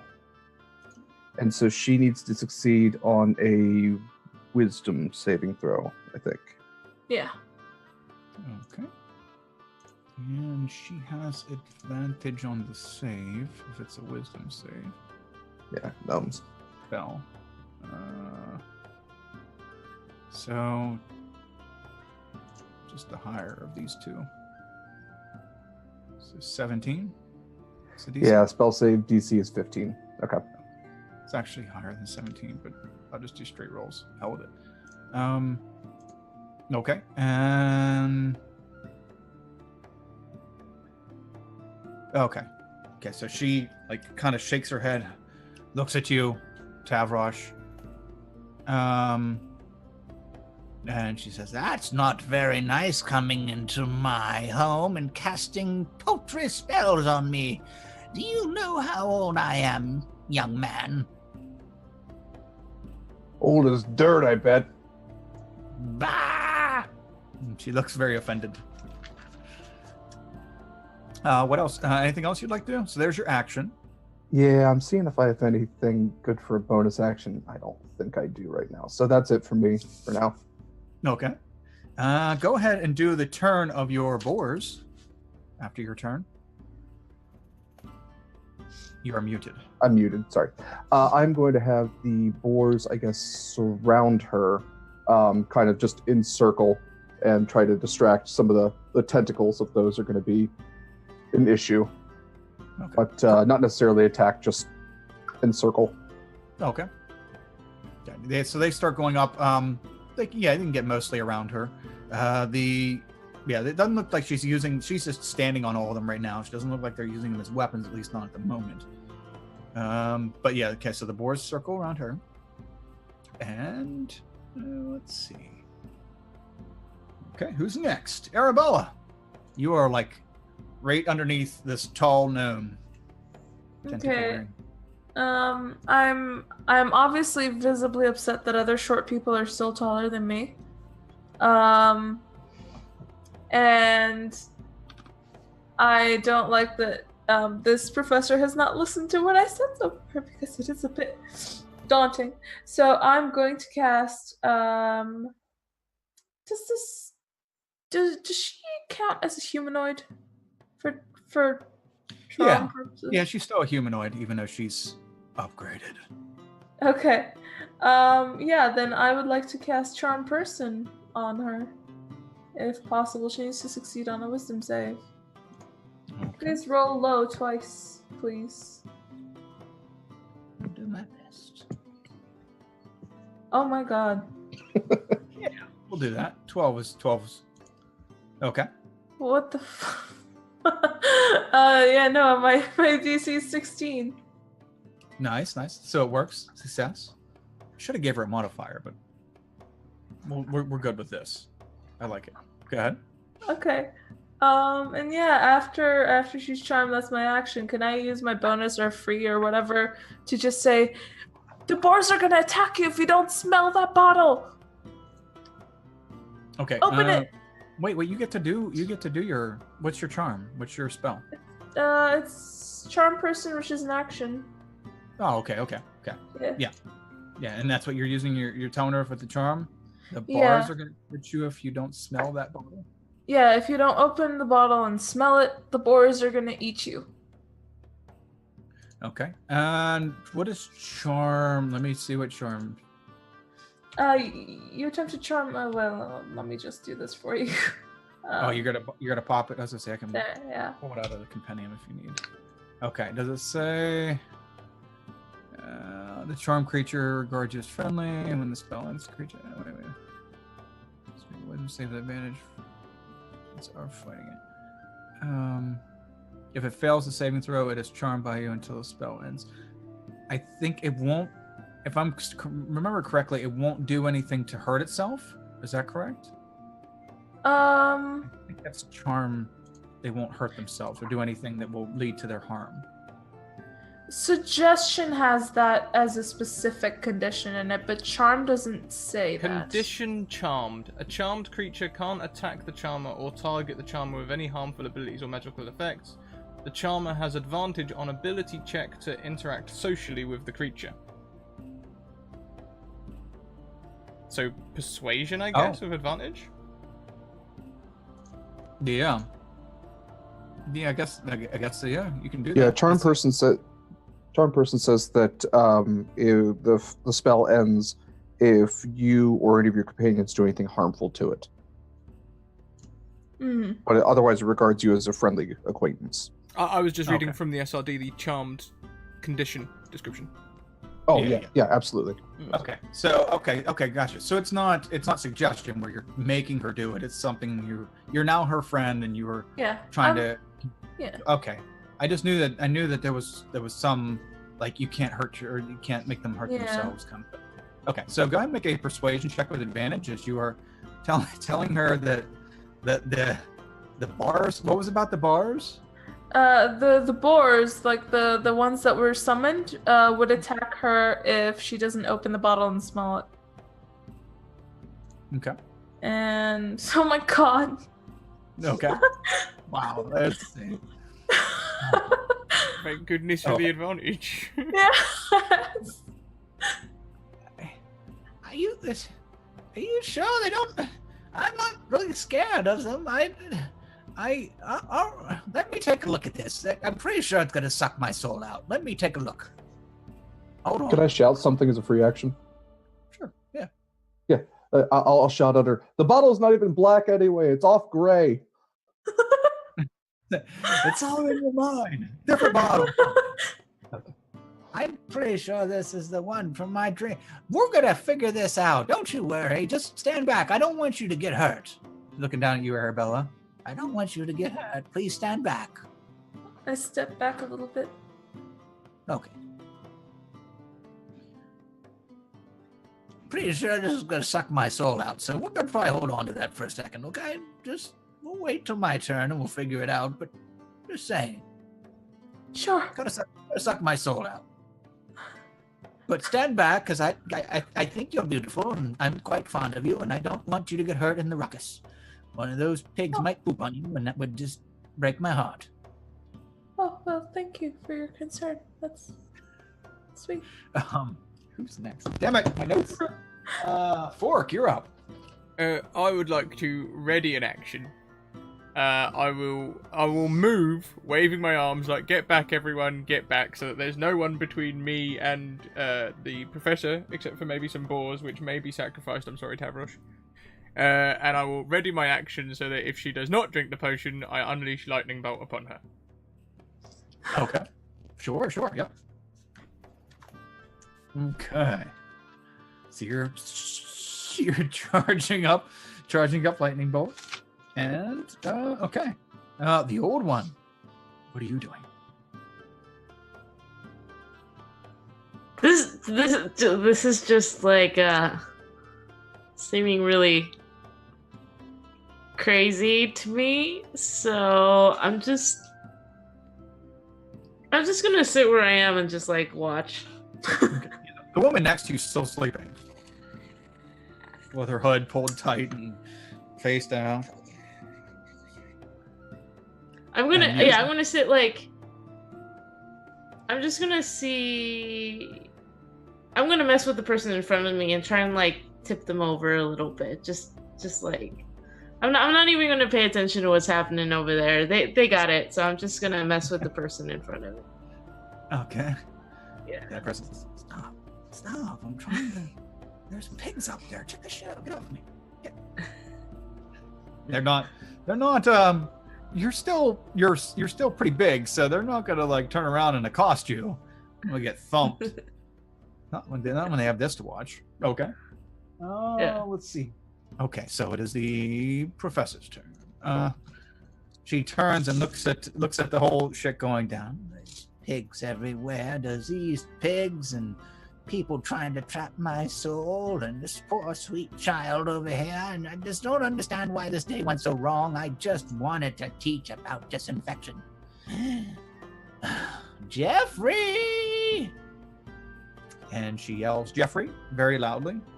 And the double doors on the left behind her burst open and off the hinges, and a very large and full-grown ogre comes crashing through.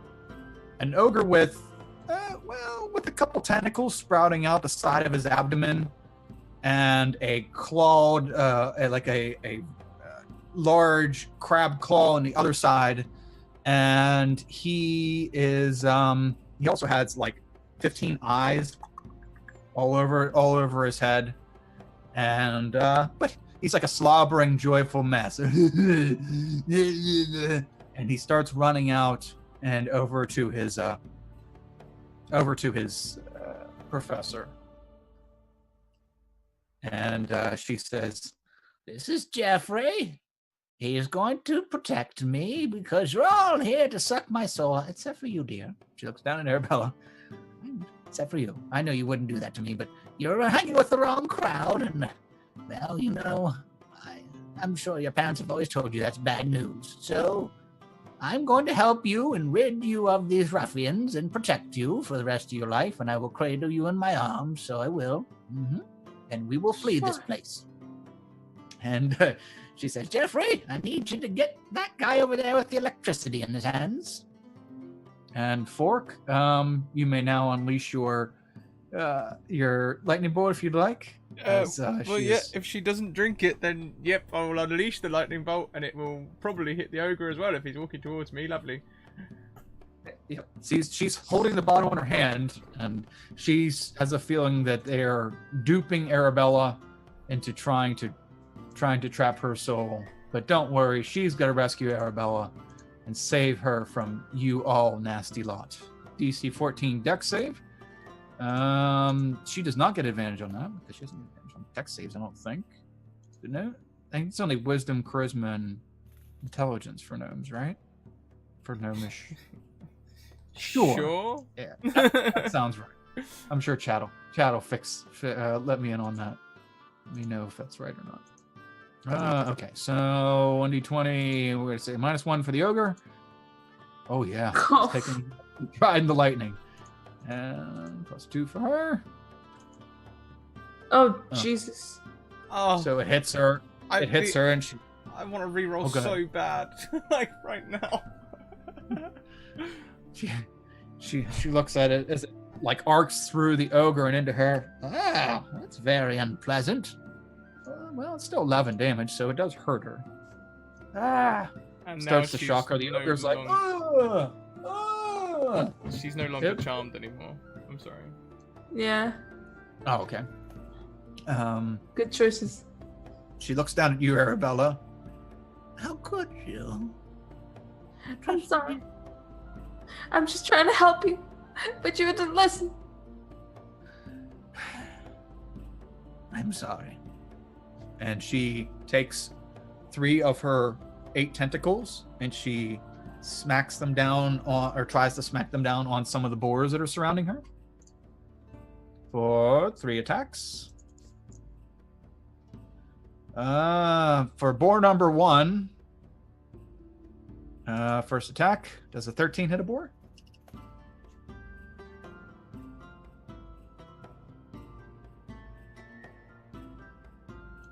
You're muted. Yeah. Sorry. Yes. 13 does hit a boar. Okay. For 11 bludgeoning damage? That's a boar's AC. Yep. No, I mean for damage. That is a boar's hit points. Yes. So one boar, Arabella, the boar next to you, just as this large tentacle splats a boar next to you and it disappears. She goes to hit another boar, and I think she goes to hit number 9 because that's just fucked up. So she swings for number 9, missing, and then number 6 has to go as well because why not? And misses. Wow. He misses that as well. So the tentacles start flailing down and are unable, or smash one boar and are unable to take out any of the other ones. And that is her turn. Jeffrey's turn. Yeah, I'm Jeffrey.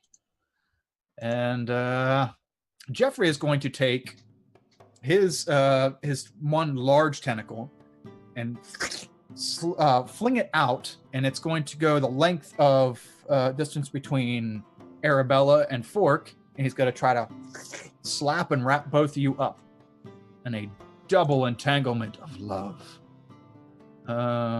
Jeffrey's got an 8, so 1d20. Does a 26 hit both of you? Either of you? It depends. Is it an attack roll or can we attack roll? Yeah, that hits. Okay. Is that hit? No, that misses. Okay. Yeah, that hits. I know Fork might. I don't know if Fork has shield or not. I know he's mostly burned, but I want to make sure he didn't. No, Fork has nothing defensive or healing.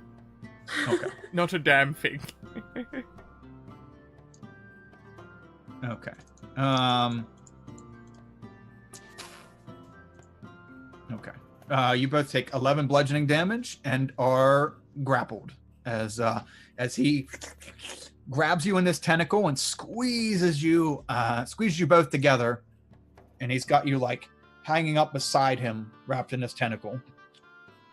And yeah, that's his turn. He starts wandering. Now that he has you two, he just kind of looks like he's getting ready to start wandering back over to the professor. Like, look at what I got. And he seems very happy with himself. This is both terrible and pleasant. You guys, this is how you spend your quality time together. Forced. Yeah. It's their turn. Tavrish, you're up. All right. I am going to rush at Jeffrey with Warhammer in one hand, shield in the other. and make a melee attack on him. Let's see. Okay. You can see there's like little scorch marks all over his big naked ogre body. I mean, he has a loincloth. We don't want to get too explicit here. But... I don't want to aim for the loincloth. Good. Oh, Okay. 23 definitely hits. Okay. So let's see. And then as a bonus action, I'm going to use, let's see, Hammering Horns, which, Well, hold on a second. um, You hold on a sec. You have to roll damage. You have to click on the word Warhammer in the chat box. So you made the attack. Oh, that's right. Sorry. But that's there we go. okay because you have 2 attacks now, right? Level 5. Do I? You- Sure. Yes. Let's say yes. Are you? Wait, did you settle on? I'm What- Tempest Cleric, so I'm not sure I have a bonus No. attack. Okay, now you don't. Okay, I Okay. thinking you were the war, or conquest. Okay, Right. sorry. Yeah. I Switched. changed Okay. that up at the last moment. So yeah, but as a bonus action, I'll use Hammering Horns. Ogres are large size, or are they? Yes. Okay. So target must be no more than one size larger than you, within 5 feet. Unless it succeeds on a strength saving throw, which is let's see, it's 11, 15. So strength saving throw 15. 15. Okay. Got to make the attack roll, or is that your second Well, it's one? not an attack. It's if it fails, I push it up to 10 feet away. Oh, okay. Cool. Okay. Okay. So you come in, you run up with your warhammer, and you smack the ogre on the stomach, and he's my belly hurts. And then you ram your horns into him, and like he's not like a normal ogre. He's been a little tampered with, and your horns, one of them, like the tips slide into his flesh, but like the outer layer of his flesh feels almost jelly-like, and he's like, oh, it tickles. He's trying to push. Ma, he's trying to push me. And he just stands there and watches you as you're like trying to shove him backwards. Super gross. Okay. Let's see. Are the boars part of my turn too? Yeah, they're after your turn. They'll have their own turn right after yours. Okay. That completes at least Tavros' No. turn then. Okay. You have 7 boars. Okay. See, boar's main attack is Tusk, so I am going to redirect the boars to Jeffrey, surround him, and let's see. It's a melee weapon attack with a +3 to hit. Do you just want me to roll? Do you want to roll 7d20 or just 1d20? You can just roll 70-20 and we'll see which ones hit. But wait, you have the plus. You have to do it separate because you have the modifier. Oh, and we can just do it in our mind. We can just do it. Mind. Let me stop one just in case.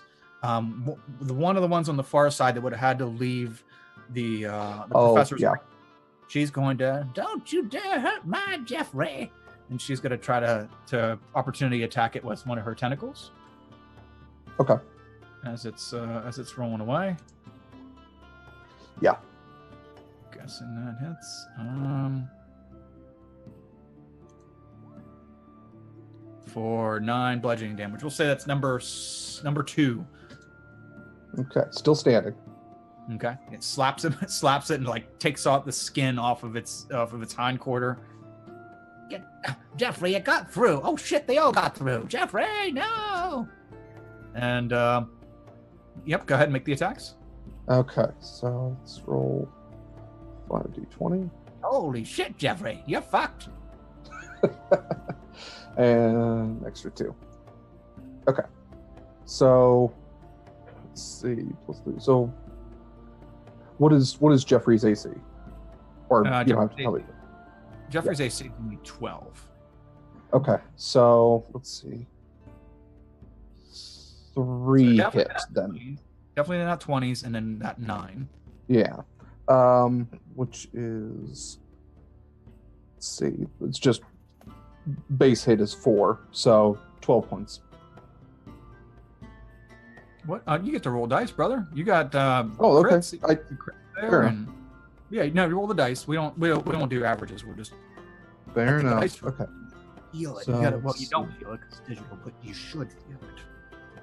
3d6. Okay, plus 3, so 13. Wow. Okay. 10 total. Nice. Okay. So yeah, they run up. The whole herd of boar run up and start goring the Jeffrey. And Jeffrey's like, "Ah, Mom, they're hurting me. Oh, damn it!" And yeah, he is. He looks pretty hurt. Okay. So anything else? I'm guessing nothing else for the boars. And Arabella, what would you like to do? Unmuted though. We'll do unmuted. Okay. There we go. So Madame Tentacles is still being difficult. I think I'm going to attempt charm again, but would the ogre count as a humanoid? I think he's giant. I think ogres are considered giant. I don't have my monster manual here. I'm pretty sure you're right. Yeah, I Okay. think they're giant. Then yeah, I'm going to try another charm person on Madame Professor. Okay. And yeah, she needs to make a wisdom save, please. Okay. Oh wait, no. Can I charm her again if it fails? Yeah, I can, right? I don't think that's a 24-hour one. Okay. No, Yeah, it doesn't say. Yeah, the only catch is just that she knows that she's charmed after she's been charmed. Okay. That's the only catch to the spell. Holy shit. Oh wow. Yeah, no. I knew I loved you. I knew it. I knew you wouldn't betray me. I would Okay. never betray you. And you know what? If you truly love me, then you really have to listen to my advice. Please, open that bottle. It would suck my soul. You don't want to see me get my soul sucked, do you? No, it will suck out all the bad stuff that are hiding in your soul. Go ahead and make a persuasion check with advantage. Yay. Or actually, I'd say straight roll. Do a straight roll, considering you should have advantage, but she pretty much knows that that's not a good idea for her. All right. Holy shit. Haven't rolled below 20 this whole game. I don't Wow. think I have. Okay. So you're hanging up in the tentacle of Jeffrey, and you look over, you give her this sad face, this pleading face. Please do it. Please do it. Oh, well. All right. That precog mage was a lousy lay, so maybe he was wrong about this bottle. So wrong. You wouldn't do me wrong, would you? Never. She opens the lid of the bottle, and you see starts to suck on her face for a second, and then the ectoplasm flies out and covers her face, and she drops the bottle, and it slithers its way into her mouth, and she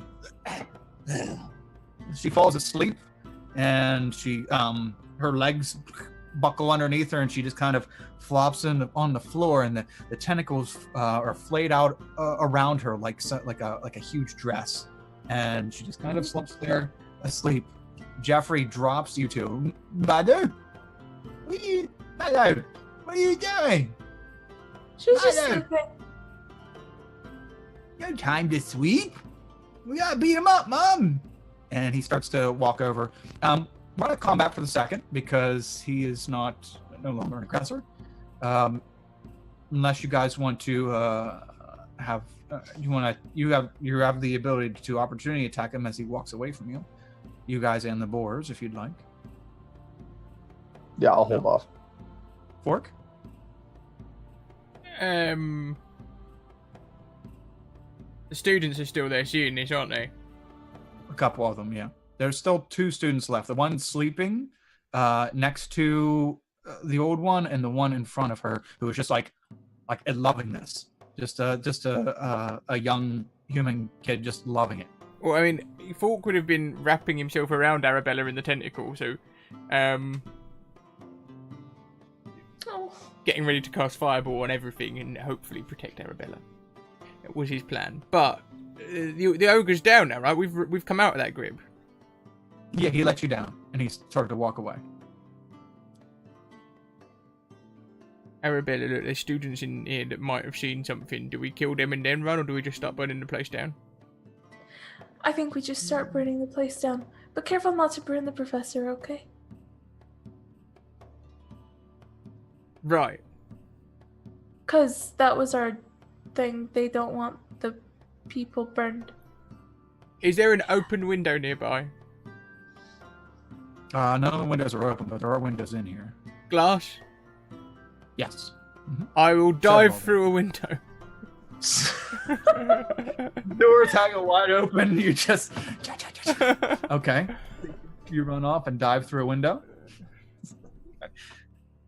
Go ahead and make an athletics check to see how graceful you dive through the window and land outside.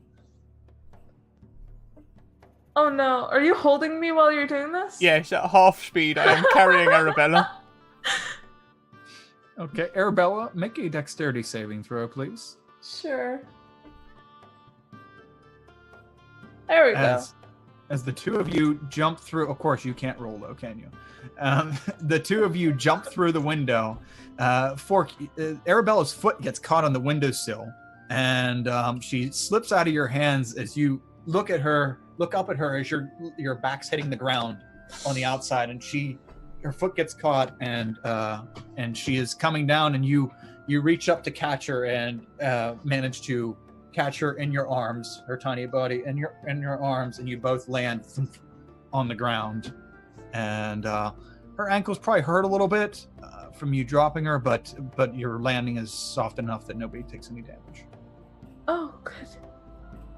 This is You nice. both land down. Yeah. Hi. Hello. While they're having a moment, I'm gonna check on the professor and make sure that the genie took. Okay. Yes, they're having a moment. You see them just run to the side of the room and dive out the window. Okay. And you check on the professor. She is slumped over sitting on her tentacles. Kind of nudge her a little bit. She seems pretty asleep. Might have to nudge her a little harder. Yeah, I will. I'll give her a good medium-sized slap. Yeah. She rocks back and forth a little bit. What the hell do you think you're... Oh. Very well. The job is done. Stands I up. look at her and go, "You'll want to leave." The tentacles And up. yeah, go ahead. Oh, she just stands up on her tentacles and looks at you. That I believe I do. Leave the ogre. He belongs to me now. I nod at her, and then I look at the glass that was just broken by two of my companions a second ago, and then I just stroll down the middle aisle towards the exit, and I turn around and I kind of address the remaining students, and I go, "Evacuate, fire," and then I cast Firebolt just directly at the dais. Okay. Okay. You cast Firebolt. Yeah, the old one. You're still chilling in the back, and Tavrosh walks down the center aisle, and stands right next to you. And it says evacuate, and starts setting the place on fire. So, and then I followed Tavrish and go like, peace! And then just walk backwards out the door. And just like, go out. Okay. Yeah. About. Okay. The professor and the ogre, Jeffrey's like, I don't understand, Mama. What's going on? Come with me, dumbass. As they walk through the double doors that he Jeffrey came out of and into the back of the building, presumably going out a back entrance. And yeah, they leave. You set the place on fire. This place goes up in minutes, completely up. It's wooden. The whole place is ablaze. What would you guys like to do? Well, Fork was getting ready to cast Firebolt, but now actually that him and Arabella are somewhat alone outside in an awkward but nice situation, he's just sort of gone very still. You two take a moment to let romance take its root, and just say that you have a couple moments before anyone else gets outside, other than fleeing students, and yeah, you spend a few moments in each other's company, enjoying each other's company. It's so romantic. People fleeing and screaming, fires burning. Windows breaking. People listening to me. So many good roles. We should, So- celebrate later over dinner. That sounds very nice. Okay. You're already dressed for success. You have the undersized three-piece suit, your flaming hair. Yeah. I mean, they didn't say they wanted these coins back. We could use them for the date? Yeah. Yeah. Yeah. Oh. Oh. Okay. The Tavrosh and the old one, you to make it out. It seems as though all the remaining students cleared out. The professor, and the ogre went off through the back, and you hear him just like, I don't understand. What's going on? Where are we going? Why are you being so mean to me? What color is your hair? I don't understand. And just meandering as she takes him through the back of the building. And the place burns down. Are we doing anything before we head back to Bickle? I guess does Tavrosh find like Arabella and Fork in the bushes? A deep embrace outside on the ground. The leg of Arabella's pants tattered, but they're both in good health. And Get an alley. Get a dark alley. we did. Stand up sheepishly. Hello. But did we want to set fire to anything else, or are we just better go back? Bible. Just to make sure it's done. Yep. Yeah. Half of the building's in flames, and then a bunch of stuff splinters, and now the other half is in flames, and it will soon be burnt to the ground. Is there anything? So then, just like start walking away from it, put some sunglasses on, and just like walk in slow motion. Yes. It still looks like you're wearing the hooded sweatshirt too, so it's all, you look like a Unabomber kind of attire. Nothing to see here. Rubs the coin again. Tushy. Comes up and casts Firebolt. Yes, the Michael Bay movie in here. Just real quick, just for flavor, is there anything metal nearby, like a lamppost or a gate or something? Absolutely, yeah. Yeah, you see plenty of metal things on the way. Yeah, I just I just sort of like tap on Fork and I go, look at this, I learned it from you. And I cast heat metal on whatever metal thing I find. Oh, okay. Oh, nice. Yeah, on one of the lampposts that you're walking by, you just touch it and it starts to turn bright red. Yay. Oh, that's pretty. It's heated. So we're basically just leaving like swaths of chaos. Just there's at least 3 fires in the city now. Okay. Yeah, it's been a pretty productive Gruul day, actually. For not doing a Gruul mission, you're doing Gruul missions. Yeah. So, If I see anyone fleeing that particularly looks like they might, be a student who is going to be particularly non-environmentally friendly as they grow up, maybe some sort of Azurius or something, I might just acid splash them. okay. There was only two other witnesses still left in there whenever the fire started. Not witnesses, just anyone who's around. Okay, yeah, sure. You can randomly acid splash somebody. Sure. Oh, Fuck it. good. This feels good. So the four of you make your way back to the meeting place with the Orzhov goblin, Bickle. And he comes out of the alleyway once again, same fashion as before. No spirits behind him now, but he does have his entourage of thralls on the rooftops. And right now it's early evening, and he looks down at his sundial and he looks up at you. Wow. So is it done then? Very much so. Okay. I would appreciate it if the four of you, some of you anyway, would keep this arrangement a secret, right? Who are we going to tell? Well, we at the Orzhov, we at the church, like to keep our eyes and ears everywhere. Every guild. I would Go like ahead. to take personal credit for the fires. It's important to my reputation as I start up my new clan in the future. I set the most fires. Okay. Fork the arsonist orc. Okay. Leader of the fire starters. Gotcha. Orc the fire orc. Ooh.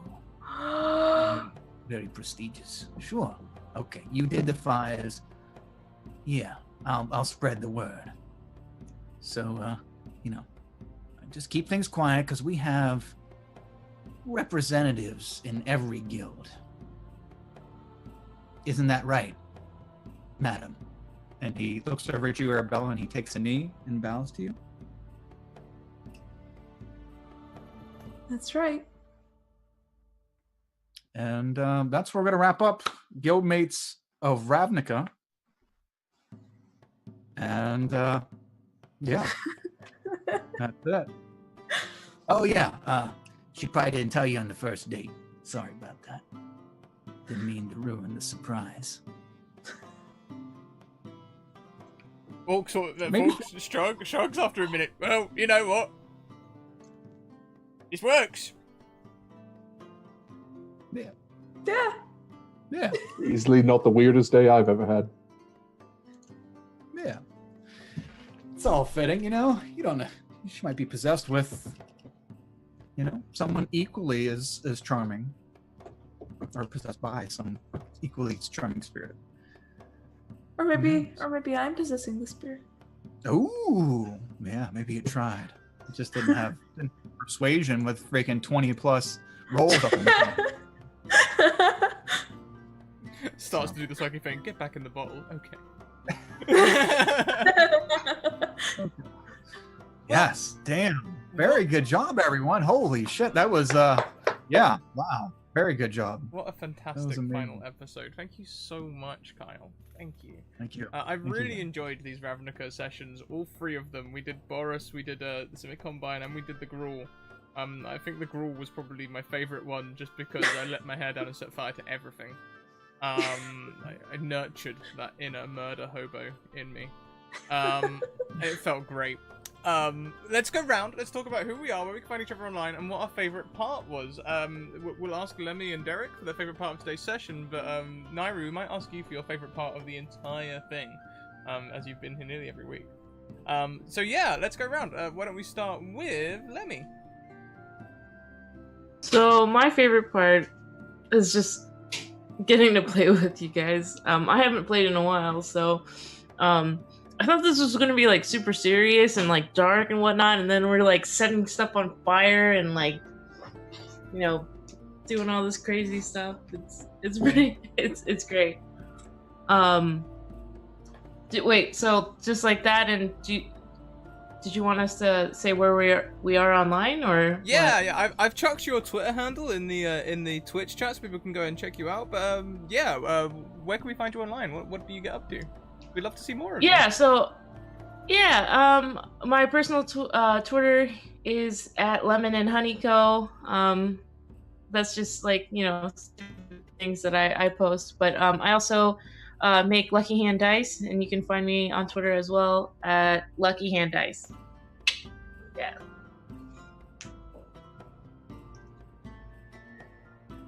Awesome, thank you. Next, we'll go to Derek. Yeah, this was a fantastic game. Just to start out, you can find me on Twitter at dsword16. I post D&D stuff with dogs.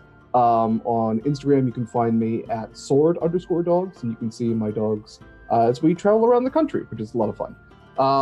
We go to historical sites and do nerdy stuff. Yeah, it's great. As far as the game goes, this is my second Scratticus game ever, and it was phenomenal. My personal favorite part was the reveal of the professor being like a 600-pound tentacle monster.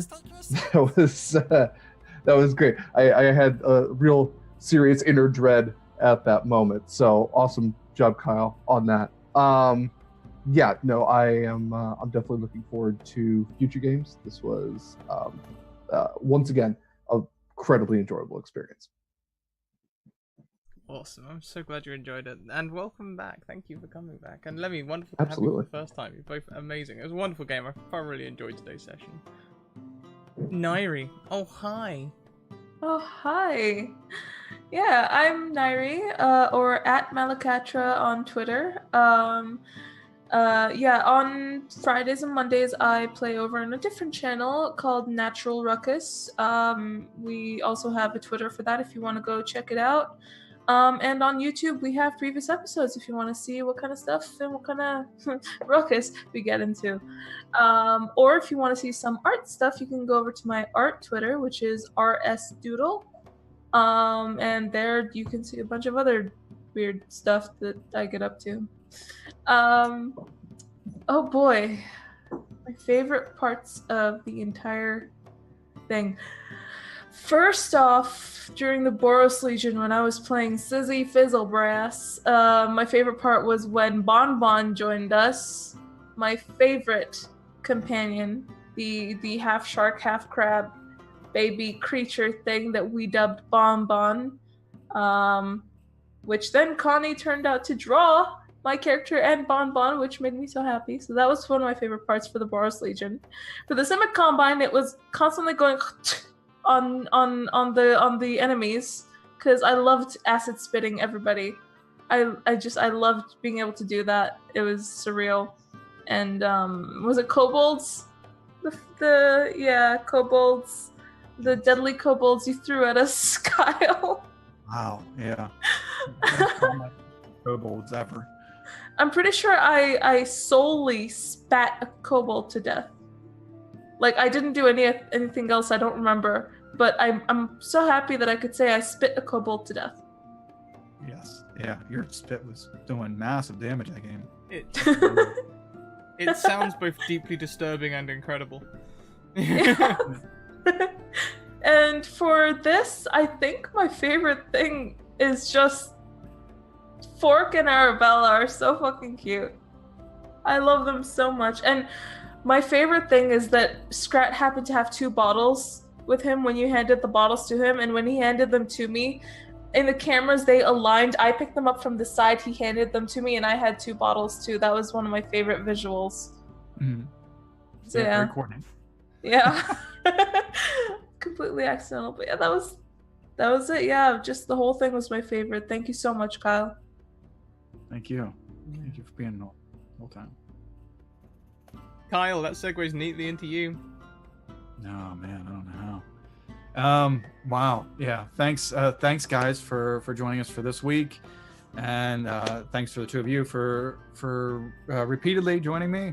And favorite part, I don't really have a favorite part, but I did think it was right off the bat, it was pretty funny to have Lemmy like, yeah, I'm just gonna find another Loxodon and I'm just gonna take their shit. And and for the roles to work well, you beat up a random Loxodon and then kind of frame them for a crime. They're gonna wake up and have no fucking clue what happened. Yeah, and then for the table just to roll that right afterwards, the Celestian thing. I'm like, oh yeah, okay. Well, they happen to know somebody who might have one of those. Sure. So that worked out beautifully. The whole thing was great, and had a wonderful time. Thank you all for today. And Scrat, oh man, it's been a ride, man. Thanks for having me, for inviting me, for allowing me to just sharing stories with all these wonderful, wonderful people. Your community is fantastic. And yeah, tell it to everybody I talk to. It's amazing here, and you guys have been amazing, and I've had a fantastic journey, and I hope to play with both of you, Lemmy and Derek. Hope to play with you two again as well. Just amazing. Love it. Love all of it. Love all the things, and appreciate it, and I hope to play with you guys again soon. Fantastic. Thank you so much, Carl. This has been such an enjoyable season. I've really enjoyed doing the different guilds and the way that's split up, especially from a mechanical point of view, giving me a chance to play some other characters, but not like doing a one-shot every week. Like, you get to actually taste the characters properly, if you get what I mean. And it's something that I might take even into next season when I do some of my campaigns. I've got a feeling I might do that maybe with Weird West or something. It's such a good idea, so thank you for that. But also, just your Ravnica knowledge and everything. It's been absolutely amazing. Thank you for putting up with Fork. Thank you for destroying Virgil. I had this visions when I built a tiefling paladin that they would be cool, and then 4 kobolds in a trench coat fucked them up. You know, and it was just the best. Yeah. The Boris was fun as well. Plants, all the way through plants, damn it. That's why I'm glad I went Fire Mage at the end, so just whenever there was plant life, I could just immediately incinerate it. Which was amazing. About putting a plant in here somewhere. Yeah, in the finale, just a pot plant somewhere. Just a random. But it's not enough time. Not enough time. Oh yes, there never is. There never is. Well, that's about it, everyone. I thoroughly enjoyed myself. Nairi, thank you for being a wonderful companion through it all. And this week's players, Derek and Lemmy, thank you for a wonderful session. It's been absolutely amazing. We are going to go and pay a raid to another group. We're going to go and pay not another group, another person who's in the DM community but not playing at the moment. We're going to go raid Anna Geeks. If anyone has a raid chat, I'm not sure I don't think we had any come up in the show, but can anyone think of something that we said that was particularly memorable? Or... I'm out. Man. We'll just what was the thing earlier? The gang, like the crime thing, the crime gang. Yeah, the crime gang. Trouble. Trouble with crime gang activity. Yeah, that's crime it. Gang activity. Crime gang activity. There it is. I'm sorry. It's beautiful. Don't be sorry. That's beautiful. There's crime gang activity. That'll be our raid. So we'll go across to Anna Geeks. We'll raid with that. And thank you so much, everyone. Very much looking forward to seeing you next season for what we come up with then. But there are other things as well. Check out all of our links as we close up. The latest thing is Streamlabs merch. Also, we've got social links. All the places you can go to support us. All of our I've forgotten the word. Not patrons. I suppose they are patrons. Sponsors. Sponsor information. And also all of the websites where you can get 10 to 15% discount. Please do feel free to check all of those out. And also, please go and check out our new GoFundMe. We're raising a GoFundMe to try and raise £500 to up the production value of next season a little bit. I'm doing a Star Wars campaign. And I want to do it with Star Wars music. So I'm commissioning some music. And your support in that would be amazing. We're going to go. Thank you very much, everyone. Have a good week off. See you later. Thank you. Bye. Yes.